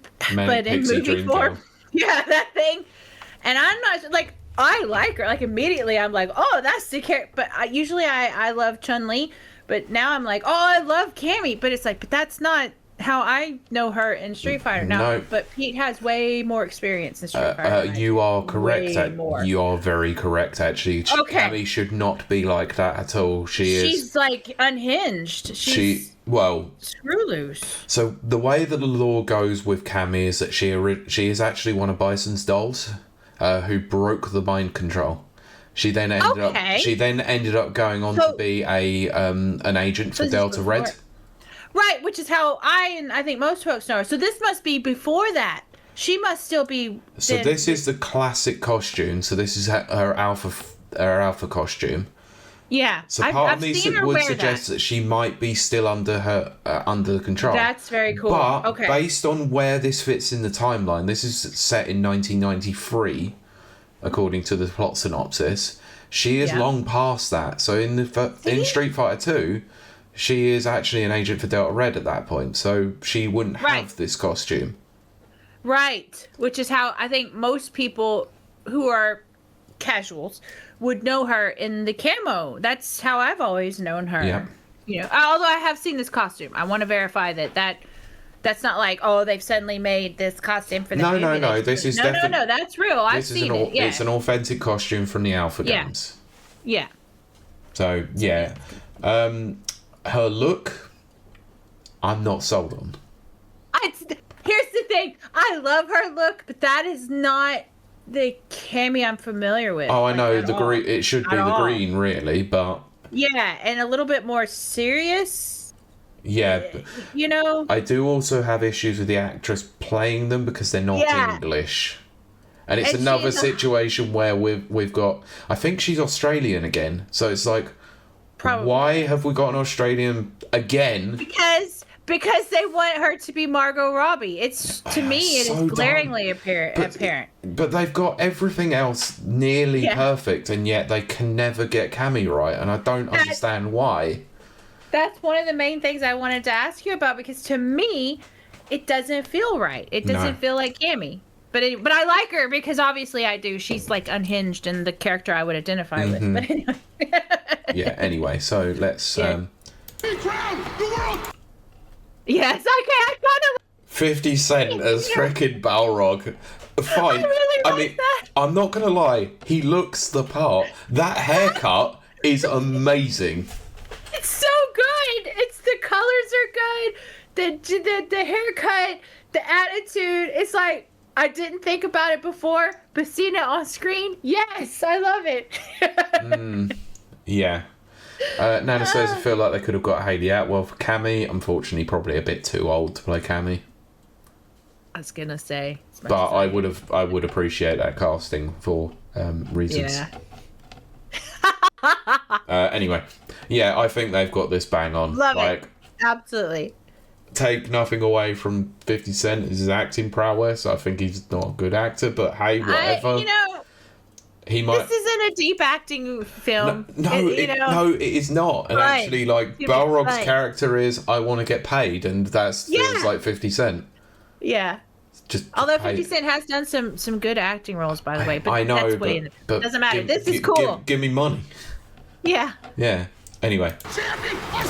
And yes, my favorite. Orville Peck, is it? As Vega. And actually, I love Vega so much. Mask, bang on. Absolutely fantastic. This costume here. Not my favorite. But at least the claws are good as well. The claws are beautiful. Yeah, and the flamboyance is there. Yes, absolutely. From Spain. Isn't Vega from Spain? Yes. If I remember correctly, and I just the vibe is so on point. Could use a better costume. Don't care. I mean, it might change later on, but it's I've never seen him wear this colour before. But hey, whatever. No, maybe they're just trying to tell a different story or whatever. It might also be shot choice itself because of like what's happening in the background. Yeah, true, and because Vega would normally take over the scene because he's just so flamboyant. I love him so much. It's my favorite character in Street Fighter. He's the one I always hated fighting against the most. I was gonna say I loved using him because I love the claws and stuff. Yeah, but of course. Anyway. Look, you're so good. Oh gosh, yes. This is a deep cut. This one. You wouldn't even know who the hell this is. No, I don't have a clue. His name is Joe, and he's from the original Street Fighter. I think you have talked about Joe before. I have talked about Joe before. Yeah. He's probably literally only there to be a punching bag. I'm 100% sure Yeah. that is a cameo appearance. Yeah. Right. So I have to take that back slightly there. Yeah. Trying to do it. Eric Andre is the announcer. Which I again, actually am not completely against. oh yeah, like Just I didn't fine. think of it, but okay. I'm also going to take this forward very so slightly. Just blink and he miss it. This is also a cameo. Is okay. I don't recognize. I don't recognize. People who played Street Fighter 4 would recognize this character as one of the Okay. most obnoxious idiots in the entire cast. That Okay. is El Fuerte. I don't know which one. He is I have- he is a luchador wrestler whose main mechanic in that game was run cancelling, Oh, which, no. holy crap, annoyed the piss out of people. I'm sure it did. He is considered very much a joke character and very much Yes. of a certain era of Street Fighter that was like, we're going to include all these jokey characters like Hakan, Yes. the Turkish oil wrestler. Yes. So- that one. There is a part where I do recognize him, so- and there's another one. So, El Fuerte's main draw, like I said, he's a luchador, but he's also a chef. So all of his moves are named goodness. after Mexican dishes. Right. Okay. Yeah, he's freaking stupid. So I think he's only put in there to get the almighty beatdown for people to go, Yeah. yes, finally. Yep. Anyway, so not sure about the shorts for Ken, but hey, Yeah. whatever. You win. You win, perfect. Yep, That was amazing. really Yeah. good. That was good. You're not a warrior anymore. You're Yep, so clearly looks like Chun-Li's going to be changing her outfits throughout the film. You know, Yeah, when she's so- doing her recon work, let's say. Yeah. I hope they make her colorful. I I'm- love her hair. I think the hair is so I spot think on. I think the hair is spot on. I think the look is spot on. I actually am quite happy with how they've done Chun-Li so far. I just want her to be colorful Oh, she will be. Don't you worry about that. and show off them hips. What's up, MTV? This is that. so dumb. It's so That's of the so time, stupid. and it makes sense though. Yes. It's like, yeah, I'm gonna do MTV Especially Cribs. like 90s. Yeah. Christ almighty. And this is the thing that you'll find that they've actually recaptured the 90s quite well with this. Yeah. It's so dumb. But anyway, let's move on. I'm Ken Masters. See? He called himself Chet Masters. I didn't hear that. Yes. That's why I was like, wait, hang- what? Wait, let me see if I can hear it properly. I'm going to raise the volume. What's up, MTV? I'm Ken Masters. No, he doesn't. He says I'm Ken Masters. I thought he said Chet. And I listened to it like 3 times. I was like, why is he calling himself Chet? Is that like his secret identity? No. It's just you mishearing things because It is. you're mad. That's Anyway, funny. But how cool is that? So, yeah, yes, but and they have that part. the classic bonus stage, even with the timer in the background as well. Fantastic. And look at that hanging knee. I love it. It's That's an actual so. Muay Thai kick. I mean, even though he's not a Muay Thai person. No, but that's a Muay Thai kick. I mean, it is definitely a Muay Thai kick, but yeah. Hanging actually- horse. That's what it's called, hanging. horse. You know what? I'm gonna see if I can recognise it. That is it is. It is a reference. Is it? So one of his moves, one of his command normals, is called a step kick, that is exactly what that is. Right. Yeah. Okay. That's so cool. I love it. I'm such a I Street love Fighter it. nerd. It's ridiculous. I love that they embrace the stupid because Yep. it's so good. Yep. I love this that. is your shot at redemption. So. Yep, fine. Balrog looks Yeah. perfect. It's ridiculous, but it looks perfect. And yeah, okay, Ken's got the gi on now. Great, fantastic. And that shot itself, fine. Got We're nothing coming up wrong to with the- it there. You're coming up to the part where I do have one small minor issue, but I think I'm gonna excuse it. But go Okay. ahead. Ryu gonna show? Okay. Proper Here's look where at I get a little Ryu. bit confused. Yeah, and I get a little bit confused Go on. because Pete Am I wrong? Is he not old for you in this? He seems like he's old. No. So 1993, he's around about the same age as Ken. Why does he look so raggedy? Well, it's Ryu. He looks raggedy because he is the lone wanderer. I mean, okay, He trounces around the world, basically finding fights anywhere he can go. He pretty much sleeps where he wants, which most of the time is actually in the woods. I do like that. And occasionally will find himself in a spot where he gets a nice bed, but that's very rare. He lives very minimalist. Okay, because when I saw this, I was like, are they making him like old Ryu? And yet Ken is the same age? That doesn't make sense. Well, they're of very similar ages. Like That's what, aren't they like basically the same halves of the same coin? That's how I always Well, thought. they were training partners with Goken. Go and watch Street Fighter Assassin's Fist. It's still the best version of anything Street Fighter related. Okay. It goes into their origin story in a major way, and it's a really well done film. Yeah, because all I have is what was in the little booklet that came with Street Fighter Turbo, because that's what I played, was Turbo. I'm going to check this up, actually, because I think my lore is pretty much dead on, but I could be I'm wrong. sure. I trust your lore over anything. But, no, I think that he is so spot on. Like, so far, all the characters, except for, again, Kim. I thought so. Okay, what? Ken is actually born on the same day as me. Oh, there you go, Pete. Yeah. That's February 14th, folks. Shush. Anyway, so I don't mind this look of Ryu. There are a couple of looks later on that I'm not sold on. Yeah. But we'll get into that when it comes up. But I quite like this shot here as an establishing shot for him.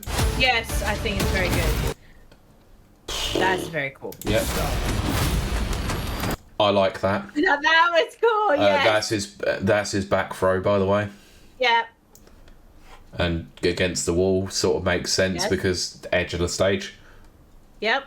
I love it. I think they did that so well. Yep, and sort of actually make it make sense. So. Oh God, it says Splunk in this movie. Just you wait. Okay, see, I swear I thought that was old Ryu. Well, old man Ryu, or however they call it. No, I think it's just because he's the wanderer. Right, okay. He obviously goes for long periods of time without cutting his hair or shaving. Okay. That makes sense. Yep, big brutal kick that from Chun-Li. Chun-Li is very much known for. Evil Ryu. Maybe it's Ken's turn to be champion. Oh no, licensed music! La la la la la. Talkie. You might have to. Well. So part of me wants to say, I mean, the Japanese signs around would make sense. Well, they're about to do karaoke, so. No, but I don't know. This is the weird thing. Obviously, it's set in Japan. They're in Japan. But this would. But this kind of looks like it should be Metro City, though. I agree, but the fact that they're doing karaoke really does say Japan. I know. Japan. Yeah. Anyway, it feels like this feels like a Metro City vibe to me, but it does. Like, you're absolutely right, but I do wonder. Yeah. Oh dear. Once again, bearded Ryu definitely very much showing the wanderer sort of side of him, so fair enough. I'm paid to find champion. La la la. Zangief! Yes.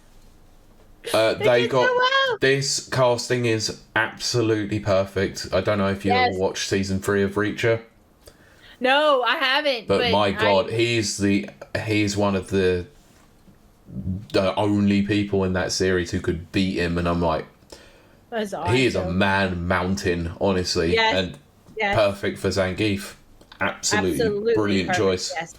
Yep. He's got that look dead on as well. Yes. I cannot fault. Nope. I cannot fault the looks. Nope. Even if they're lost. So that very much is the look of sort of Street Fighter 5, Street Fighter 6 like Ken, which is a bit weird. It got really colorful in what, 6 wasn't it, or 5 was it, where it got really colorful or something? No, I meant his hairstyle. Yeah. Yeah, he used to have the ponytail more than anything, but this one's top 90, a bit weird. So maybe that's what they're getting that off of then. Maybe. So he should have a mullet.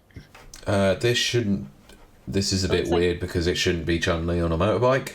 Never usually is. Should be either Cammy or Jury, but they're probably not introducing Jury yet, unless that is. Right. Oh. I mean, I would be happy. It's another strong female. There's the karaoke bit. Because of course. Yep. But yeah, I mean, I think what the aim of the story is that Ken, being an ex-world champion, has sort of lost his purpose, and this new tournament is going to be the way to bring him out of his funk. But obviously, the tournament itself is not what it's meant to be. But anyway. Yes. So yeah, love this, by the way. Yes, it looks World so Warrior good. Tournament 2. 1993. I have issues with that though. Oh? Because the original's World Warrior Tournament 2 was actually in 1991. Ah, there you go. But hey, whatever. But I like the poster anyway. And I would imagine, oh god, this would be probably somewhere in the Far East somewhere, because that's where Shadowloo's main base of operation is. Whilst they don't technically know exactly where it is usually based somewhere in Asia. Right. Like Thailand, somewhere like that. Thailand. So yeah, once again, It does look cool. Yeah. It looks very cool. See you, old friend. I love that he yells right when she just yeah. And I love it. So dumb. It's so dumb, and I love it. So do I, yeah. Like I wanted to see this no matter what, but when they embraced the stupid, I was like, this is it for me. This is the movie. I think that's when it sold it for me as well. It's like they really are embracing like the campy, ridiculous nature of this. You have to. And I'm like, fine. Yes. I'm sold. Yep. I love it. Just look at him. Still reckless. Yeah, because it's true, because that's what Ryu would actually say to him. Exactly. And we're about to get into where I love and hate. This section right here, because for people who don't know, I am actually an actual trained martial artist. Like, I'm not BSing. I'm not being silly. It's just time for me to take the mask off and be honest. This right here is so well done. Mm-hmm. And I do not think that it is like AI or CGI enhanced, this part. No, I don't think so. So on board for that. Now we're going to flip after it. There'll be a CGI part. I'm not sure how I feel about that because this is so well done and well choreographed. But that's just me and my personal... No, but that's the thing though, is they've got so many people in this that have been, are in sports entertainment, let's call it, like wrestling. Yes, that exactly. actually would make complete sense that all of this would be well choreographed. It does. And feel genuine. It's true. Well, it has to feel authentic for some. Like, for me to enjoy a Street Fighter movie, it needs to be dumb, which it is. Embrace the stupid, as I said. But I need to see some real, actual fighting, like some real techniques, some real styles. And this little section we're about to watch is, for me as an observer, is very authentic. I know these moves. These are real. Yeah. Hopefully they haven't been enhanced, but I mean, well, yes. We'll see.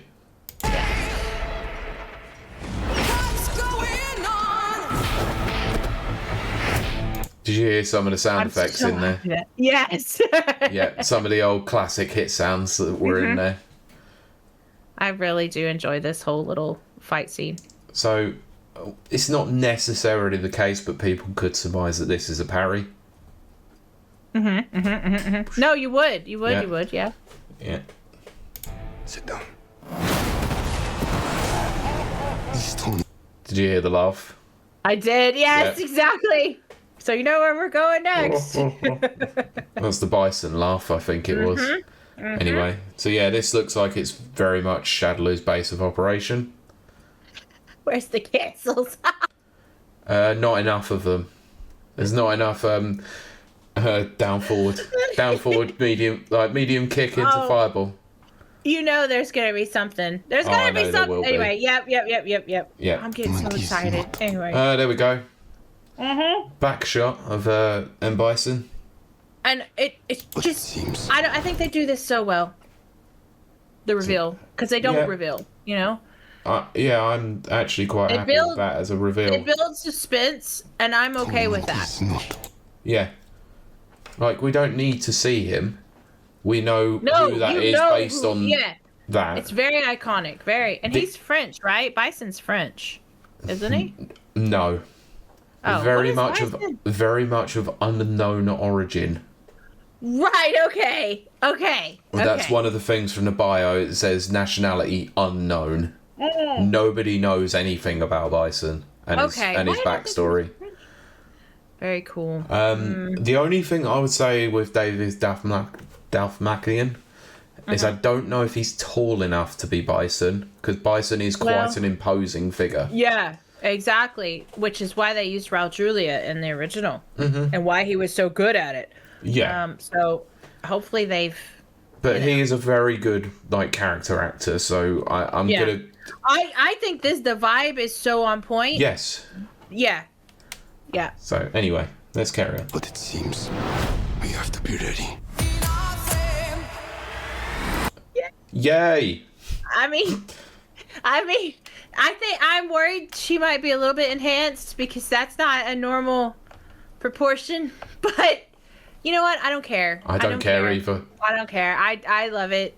Go for it. I couldn't care less. I mean, everyone can get I don't care. Get a bit of TNA. That's fine. Whatever. You know, and I appreciate it on an artistic level. So and plus cosplay level. So frick it, go for it. What you mean? You're gonna cosplay as that? That's a bit worrying.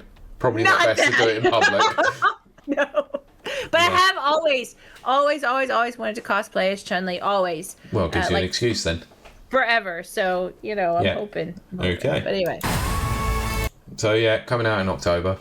We knew that anyway. So, 17th, I believe it is. Notice, Pete. The font, the colors, everything. And I'm sorry, I said this to Alan when I made him watch it. This, to me, screams... they're rectifying what Suicide Squad was trying to do. I do feel that. I'm not against that because I love Suicide Squad. But I feel like this is going to hit the mark. I hope whereas Suicide Squad did not. But, look at that font. I've waited so long to get a proper Street Fighter movie. Yes. And the ones that we have got are not it. No. I mean, no. Well, in live action anyway. The manga ones. Yeah, I was going to say, because some of those are really good. Well, Assassin's Fist still is, the best thing they've done, apart from the manga. Yeah. You know what I'm going to do when I have to send something over to you? I'm going to send you the Blu-ray. Yeah. Okay. I know, I have to send your box. Anyway. Yeah. But tell me that does not look Suicide Squad-y, because first thing I thought... No, it looks like Street Fighter.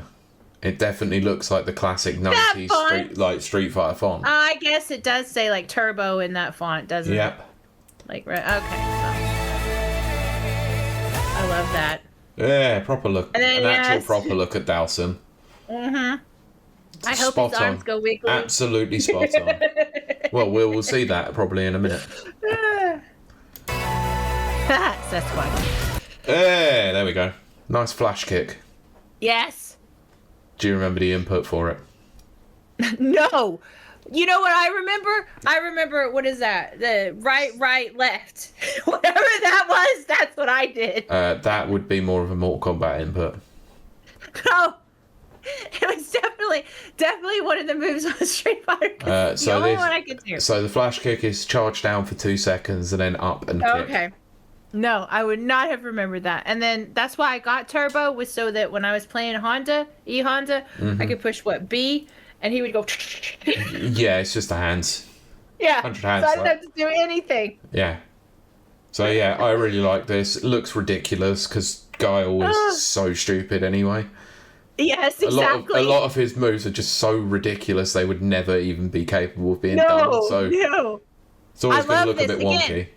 But again, that's that embracing the stupid. Connie says I can only do Ryu's moveset, which doesn't that mean you can do Ken's? Isn't it the same as Ken's? It means you can do Ken's, you can do Akuma's, you can do pretty much there you go. See? most characters. You didn't even know, Connie. You know everyone. Yeah. Nana says, I do want to watch Future Cops. The film scene's insane. Yes. And I might just give all of the Street Fighter films a watch. You should. Because honestly, it's dumb.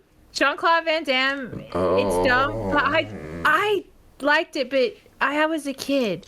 And I like that. Crap. But when we were kids, that's all we had. I know. And I loved it. Mortal Kombat! Yeah. I loved it so much. Look, the first Mortal Kombat is still actually decent. I love it. I went back and watched it not long ago. Well, still good. 10, 15 years ago. I still love it. Street Fighter, I just really like Raul Julia as M. Bison. Yeah. But I love Jean-Claude Van Damme. Gordy says Dal Sim. Yes, you can do some of Dal Sim's moves as well. Yes. Because they're on the quarter circles. There you go. And half circles. Anyway. Yay, bigger! What's going on about your There we go.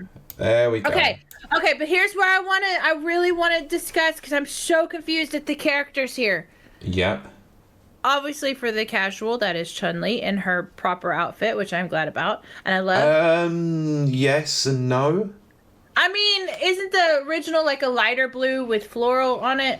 But this is where I have the problem with it. So this takes a little bit of the Alpha like design, but they've darkened it like the Street Fighter 2 design.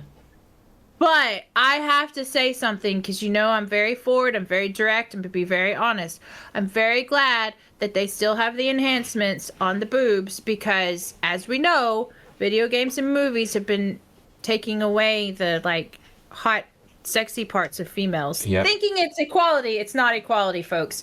Some of us just have big assets. Yes. So I am actually glad to see that. Mm-hmm. And I am glad, again, I'm glad to see Cammy's outfit. I just am confused by the characterization because I don't know her as this character. Not a bad day. It's not a bad character. It is, like I said, it's a very Harley Quinn character. I'm totally going to be drawn to her when I watch this, but I'm confused as to why they went that direction. This is a weird characterization for me, if that makes sense. Yeah, as a casual. For me, this costume doesn't feel quite right. Like, it should be like spot on to Street Fighter 2 if that's where they're setting it. But the leggings underneath should be is definitely from Alpha. It's not quite right. But hey, whatever. Tony says he boob enhancement. Yes. about your thigh? Fine, got no issue with that. Yeah, but tell me she doesn't just vibe Harley Quinn suddenly. A little bit, yeah. And that's weird to me because I never saw Cammy as that. Again, not a bad thing. I'm just confused. But anyway. Yeah. Still love her look. And I thought they were going to kiss. Ooh, you wouldn't realise this, would you? Wait, no. I didn't know what that was. This is I wouldn't say a deep cut, but this is a cut. This is Cammy forms one of 12 dolls. Right, okay. This is one of the dolls known as Julie. Ooh. She was a character in Alpha. Right. So it comes as a pair, Junie and Julie. Right, okay. That's cool. I love this deep lore. I have to learn this. This is there is quite a lot of lore to remember for Street Fighter, and I'm quite surprised I remember most of it. Anyway, but yeah, so we've already got the look of 2 dolls in this movie, because one of them I think was DiCaprio. Right. Okay. Which was also a character from one of the Street Fighter 4 games. Okay. So yeah, I don't know that. Another one of the dolls. That's very cool. I really did think they were about to kiss in the scene, and then they didn't. Yeah. I don't see what the big deal is. I think Chun-Li looks so cool there. I love that. Spinning bird kick. Yes. And of course, it's against Vega, who highlights. So I love this whole. I mean, it 100% makes sense. They have the biggest, one of the biggest rivalries in the entire series. Vega always wants to kill Chun-Li because she's beautiful. Yes. Yes. And he is a maniacal asshole.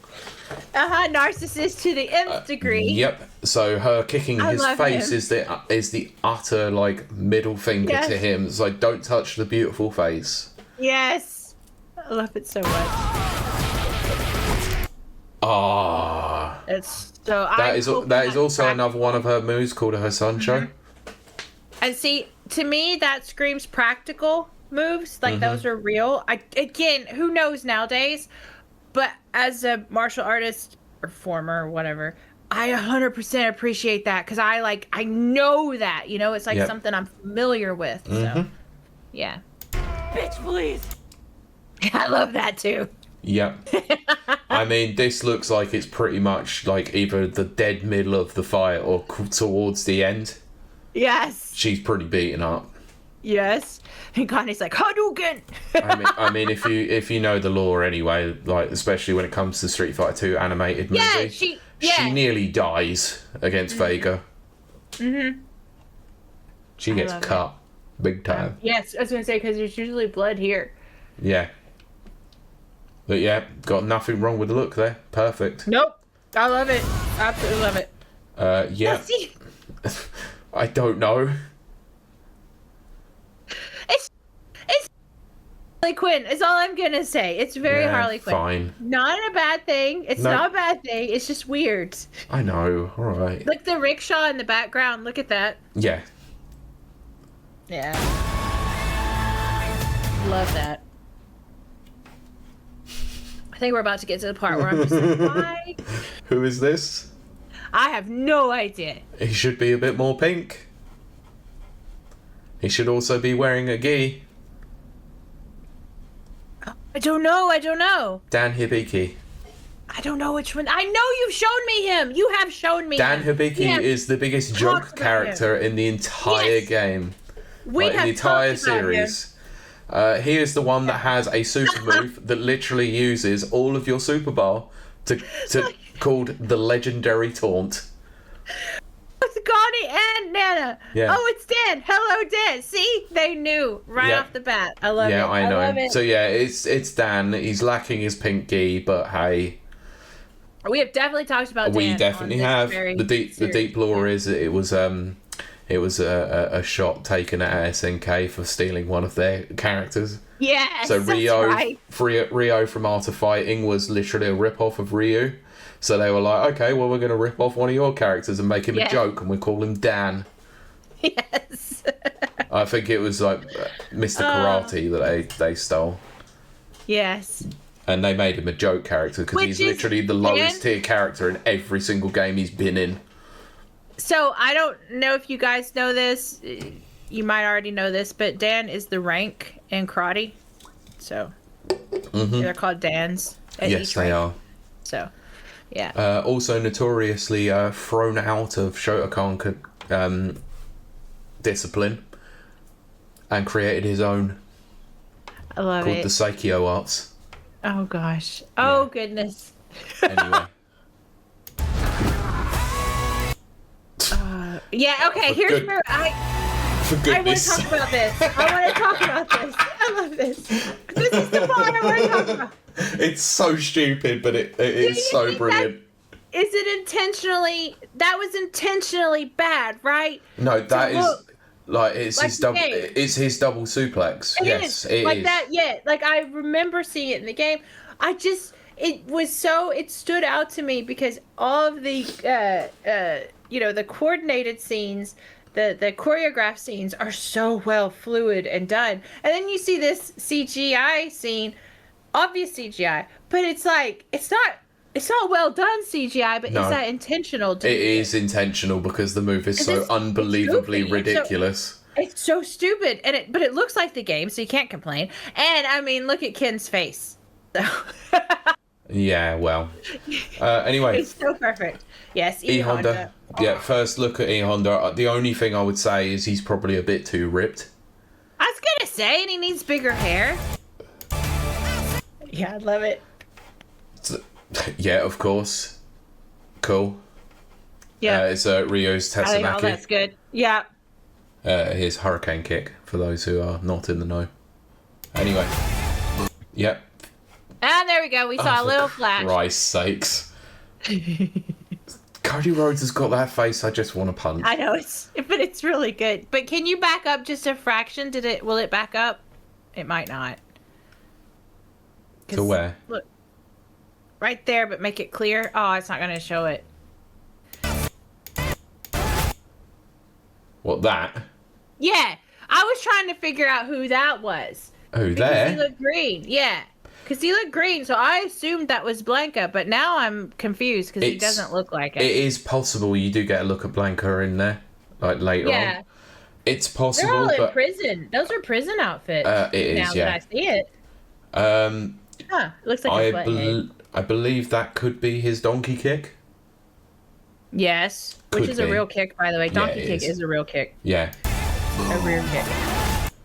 Yep. Kick to the face, of course. That's her lightning legs. That's her turbo move again. Another Yep. turbo move I used. Yep. So yeah, the wall jumping around are very typical for Vega, which makes sense. Oh, there you go. Okay, there you go. Proper look at. That's the only time you get to see only it. shot of him you actually get. But to me, it's very spot on. It's very, very accurate. And also with Chun-Li as well, which makes sense. Yeah, which absolutely makes sense. 100%. Yeah. I love this. This is where I got really excited. I already was convinced I wanted to see it, but this sealed the deal for me. Yeah. They did it so well. This is a Kuma. Obviously, you can tell by the purple fireball itself. The red hair also gives it away. It's so well done. Yeah. Oh, also the beads as well.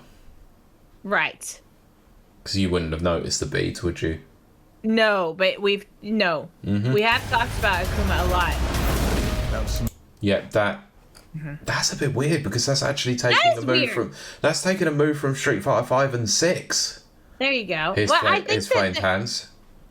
But I do think that they're bringing some of that in. I think they are, yeah. Yeah. They're peppering it in, as they say. Bloody Balrog. Yes.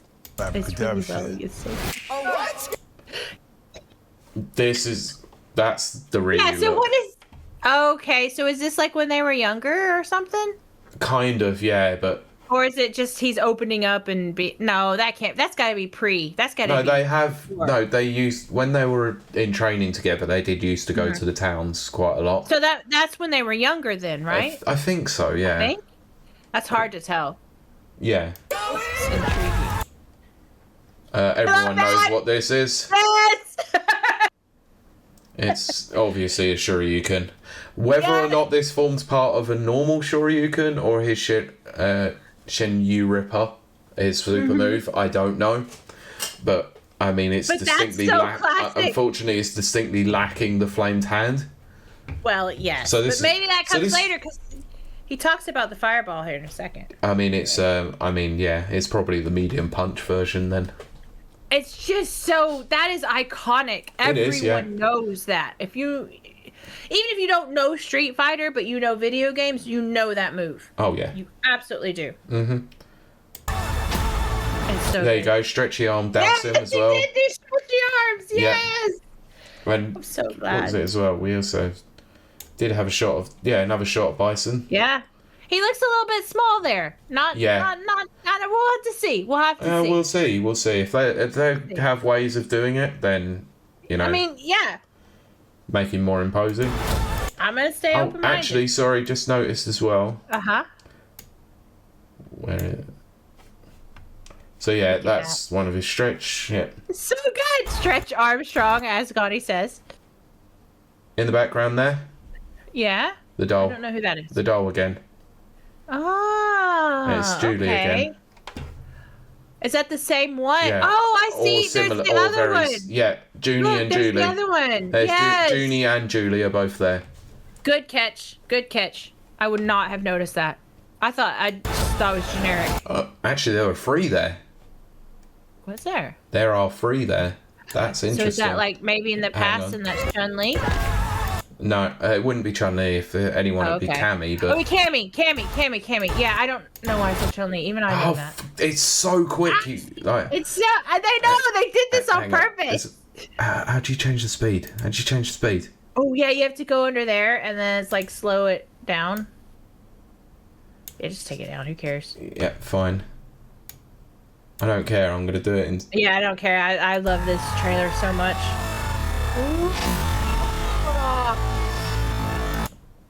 So there's 1 there, 2 there. 3. Pete, good catch! I didn't see! Yes, one of those has to be Cammy. No, it doesn't look like it. I think the other one is DiCaprio. Possibly. I wouldn't know that. Only you would know that. I mean, there are 12 of them, and quite a lot of them are not well known, so... Yeah. It's possible. That's very cool. He looks so small there. I don't know how I feel about that. Yeah, I don't know either. So yeah, back to normal turn speed. Yeah. Awesome. Yeah, sorry, I had to do that because I that was thought a good I catch. caught it. Because I didn't see that at all. Isn't that... That's Blanca, isn't it? Yep, Blanca. Yeah. Played by Jason Momoa, who doesn't look like Jason Momoa, which is great. Yes, but I knew it. But also, yes, this is in the prison, so that clearly was Blanca that you saw. So that was Blanca. It was. Yeah. Okay. That look is spot on, though. It's so good. And I have to say, we've talked about this before, but I'm going to say it anyway, for anyone who doesn't know. Blanca's backstory is the most heart-wrenching of all. Oh, it's devastating. It's so devastating. Holy crap. So I know he's a bad guy to the extent that any of these are bad guys, but he's the one that is just like, to me.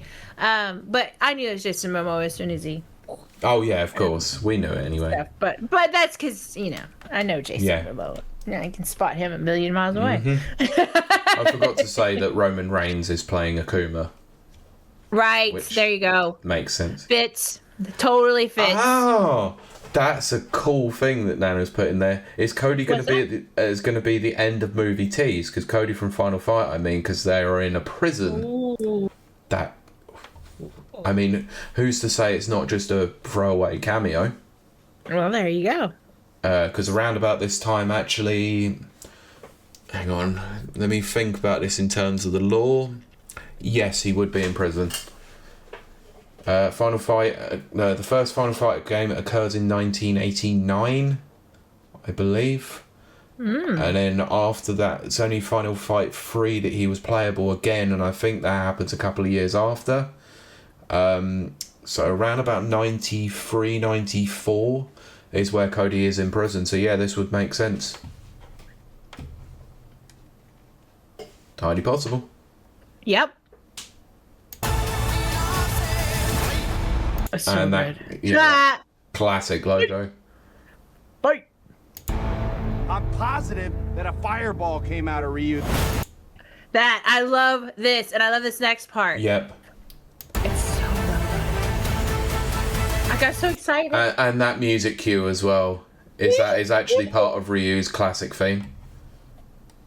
If dumb casuals like me can recognize it, then this movie is doing its job. There you go. I think that look is spot on. It's so that's good. That's Ryu. I got so excited when I saw this. Yep. Do it, Ryu! So yeah, there's the full, most of the cast anyway. Yes. Oh, it's so good. So good. Perfect. So yeah, October 16th. Perfect. Can't wait. Absolutely I'm cannot 100% there. wait. There are 2 movies I'm looking forward to. This one and He-Man. Yep. I'm not saying that there aren't any more, but those 2 right there, they're so well done because they're balancing. Okay, yes, there's nostalgia. Yes, they're selling us nostalgia. Yeah. Fine.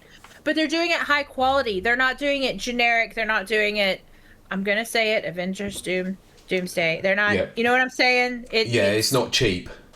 It's not cheap. It's well done. It looks like there's heart and passion in this. Also in He-Man. Again, the fights that aren't CGI look so well done. They're so well choreographed. I think I can forgive the CGI fighting because it needs to be goofy. Of on course, certain yeah. parts, I don't you know? disagree. Yeah. The only part, and Pete, of course, I want your thoughts on this. On the entire trailer, not just what I'm about to say. The only part I kind of have hesitation about is Bison does seem a little bit less imposing, Yep. but they could be changing that in, Agreed. post-production. These are just trailers. Connie says, now I'm going to have to reuse Steve in my head all night. Good. But anyway, Pete, Banging what thing. about you? There's not a bad thing that I can say about this trailer. It's the right level of camp, So good. the right It level of is. ridiculous. Yep. They should fully embrace the absolute absurdity of Street Fighter's lore. You have because to. it is You have completely to. absurd. Yes. I mean, a lot of it makes no sense, Yes. but yet a lot of it is all very much beloved. So they're leaning very much full on into that whole ridiculous nature of it, and I'm fully on board. I can't fault it. Like when I saw the original trailer and I was like, yeah, okay. We'd covered the casting. I was like, oh, I'm not sure about this. Nah, this I am fully on board with how ridiculous this is going to be. It's like, also say hi to Connie. It's like something we've stated many times on this show, and we'll state many times more. Video game movies need to have people in it that know the lore, are not trying to change the whole thing to be appealing, mass appeal and stuff like that. That's all. And I think Sonic really broke the mold with this, and then of course Super Mario following it after that. But you just need games.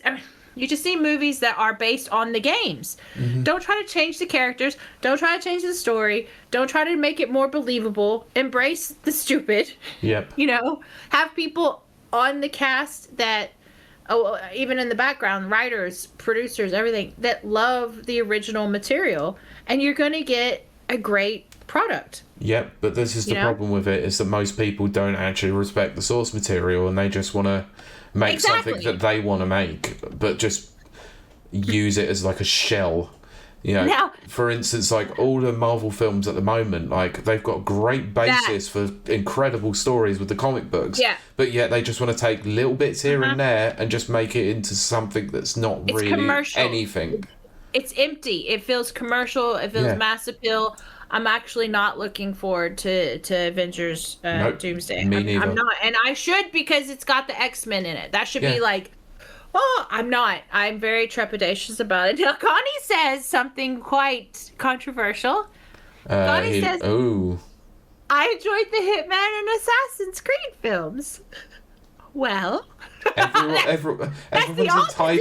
everyone's entitled to an opinion, is all I'll say.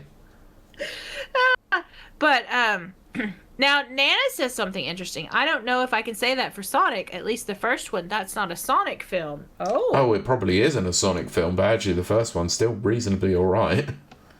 I was gonna say, I think the whole series I have actually genuinely enjoyed. Yeah, I thought for what it was, I think it opened the door to authentic, because you have to remember, video game movies have been around for decades. And most of them know have been how awful, particularly poor. Yeah, exactly. Like the original Super Mario, we talk about that all the time on here. They're terrible because they're trying to make them appeal to not the fan base. They're trying to appeal to this mass generic audience. Yep. Whereas something like this, Street Fighter, it's appealing to the actual fan. Like there's so many Easter eggs in there. I would say actually they've got the real balancing act with this one. And this is where you should really be doing it. You should create films for a mass market when it comes to this. Like you want to get people interested in the actual property, but the people that you get more are going to get more interested in the property are the real fans of it, who are going to spot all these like little Easter eggs, little fun things. If you make a cohesive story around it, good fun visuals, and it looks like everyone's just having fun and it is genuinely enjoyable, you're going to get that mass market appeal as a result of it. I suppose that's true. Because again, when you look at me and Pete, I am an absolute casual. Did I absolutely adore Street Fighter 2/Turbo? Yes, like I was crazy about it. But that's kind of where my beginning and end is. Pete is like a massive Street Fighter fan, start to finish. And if that's appealing to both me and Pete, they're doing something right. Yep. Is what I say. I'm very excited for this film. Oh. It looks fun. Well, So fun. there aren't many times when me and Kylie actually talk about something like before the podcast. Yeah. But Kylie did say, "Are we covering this?" And I went, "Yes, absolutely." Yeah. Like I knew we had to. Yeah. We had to. And it's the one time that we've actually got a plan for something that I think could come off quite well. But we're doing a lot of deliberations in the background about it at the moment. So once we've got something to reveal for it, we will. Stay tuned. So stay tuned, but it will be centered around the release of the Street Fighter movie. Oh, absolutely will. Gani says I played it on arcades a lot. That's about it. Street Fighter 4 I dabbled on. I think that if you're a gamer, now I could be misstepping right here, but I think if you're a gamer, you have come in contact with Street Fighter. Everyone has. One of those just you've casually come up against it. You just have to. I mean, it just makes sense. And Ness says, "Okay, that should be fun." It is. Don't worry. Oh, the plan is good. It's going to be good fun. Trust me.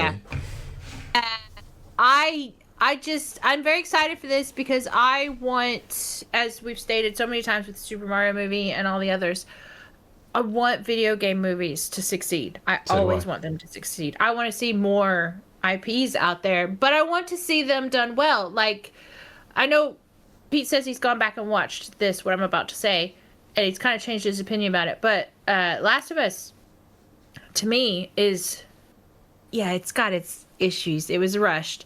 But, see Pete's face. But I do think that helped. When you had Halo, and it was crap, and then you got Last of Us, and it was not crap. You know what I mean? Like, we're improving. You know, it was. Each iteration is improving. You say Last of Us wasn't crap. Unfortunately, it wasn't. It was. I think crap. It wasn't. They rushed the ending. Yes, 100%. No. I will concede that they rushed the ending. They rushed the ending. They did many things wrong. They got the casting all wrong. They changed. They unfortunately changed. Was that Showtime or HBO? Was it Showtime or HBO? Okay. HBO. They effed up Game of Thrones, which was like their cash money thing, and they totally ruined that. So. Yeah. Well, anyway, we've got to wrap this up because I think I think we've actually done a full hour on this goddamn 2-minute trailer. But it is remarkable. Well, nearly 3-minute trailer. Yeah, but it's remarkable. If you're out there and you haven't seen it, go check it out on YouTube. If you're a game fan, a gaming fan, video gaming fan, it's just fun. It's fun. It is. It's brilliant. But we're gonna end this because my bladder says it's time to end this. Yes. But Pete, where out there in Neverland can they find you? Find me on Twitter, X, Blue Sky, manning the accounts for this here podcast. Also, the Never Watchers podcast. Minority Report is out now. Go and check it out. Good listen. Interesting film. See what we think about it. I was quite interested in the opinion on that. Yeah, I'm actually looking forward to that one. We are due to come back as well with another episode soon. We put a poll up, like Kurt put a poll up. We've got to total up the actual the votes and see what our next film is, but that should be coming in the next few weeks before I go on hiatus. Yes. Because that's coming up too. It is. Kylie, where can I find you? They can find me out in Neverland. Actually, Gotti says I played Tekken more, to be honest. So did I. I'm going to be honest. I did play Tekken more than I played Street Fighter. But Street Fighter 2 Turbo. Most people did, if I'm honest. Yes. I played Street Fighter Cross Tekken more than most people did. Well, there you go. And to be fair, I need to be perfectly honest, I played Mortal Kombat more than I played anything. Until... It's alright, we can be wrong. But yes, I am not really on social media. Fine. But I am over on twitch.tv/KILEY_WILDE. I'm also on YouTube and TikTok under that. So please, if you can, go follow me there. I have been let out of TikTok and YouTube jail. Yay. I am very happy about that. The last few shorts have been doing some numbers. Not great. Not like 20K great like it used to be, but we're getting there. I've watched a few of them. Yeah, I appreciate that. They're We're getting there. We're getting those numbers back up, which I am glad about. Because I do it to entertain people, to make people laugh. So if you like laughing, come hang out with me Monday, Wednesday, Fridays. 6:30ish p.m. Although I think I'm gonna bump it up a little bit earlier, UK time. Basically, anyone that's in chat now is kind of pretty much part of my community. We just kind of like hang out, like Connie says. I like laughing. We just laugh, we have a good time. I play stupid games and make jokes. I make a lot of your mom jokes, apparently. You do. I don't know why. I really don't know why. Of course, they're fun. It's kind of crazy. They are funny. That's what she said and your mom are like my two favorite things. Anyway, so come hang out with us. Monday, I really am going to start the Bendy game. I have it, the sequel. I just keep playing other things. And then Wednesdays, we're finishing up Life is Strange. Fridays are our Frightening Fridays, and I'm going to play scary games. I just need to figure out what this week's scary game is going to be. I think I know. It's very... I'm trying to stay away from RE because a majority of my games I've played are Resident Evil games, but I also can't deny that a majority of my most successful shorts are RE and Hitman shorts. I can't deny that. So maybe you'll see some more Resident Evil. You never know. You never know. Hey, God, he says that's what she said. But we are going to end it here, folks. We do thank you so much for tuning in. I don't know what has happened the last week or two, but let it keep happening. You guys are amazing, and we thank you so much for your viewing, your listening, your sharing, your liking, your subscribing. Pete and I do this for free out of the goodness of our hearts and the permission of Overlord Mike. Yes.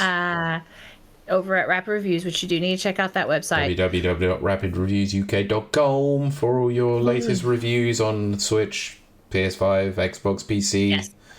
Quest, VR, all whatever. the news and reviews. Tech as well.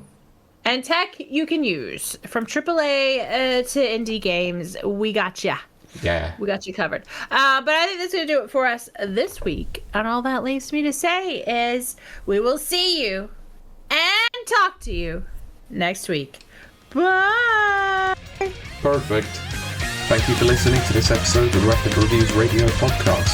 You can watch the recording of the show live on Twitch every Sunday evening at 7 p.m. UK time at www.twitch.tv/rapidreviews. You can also watch the podcast on YouTube, search Rapid Reviews 5534, and you can also watch the video version of the show on Spotify, just search Rapid Reviews Radio. Don't forget to give us a thumbs up, a rating, or a comment on this episode. You can also follow us on Twitter at rrradiopod, as well as on Blue Sky at rrradiopodcast.bsky.social. Also be sure to visit rapidreviewsuk.com for all the latest reviews and previews.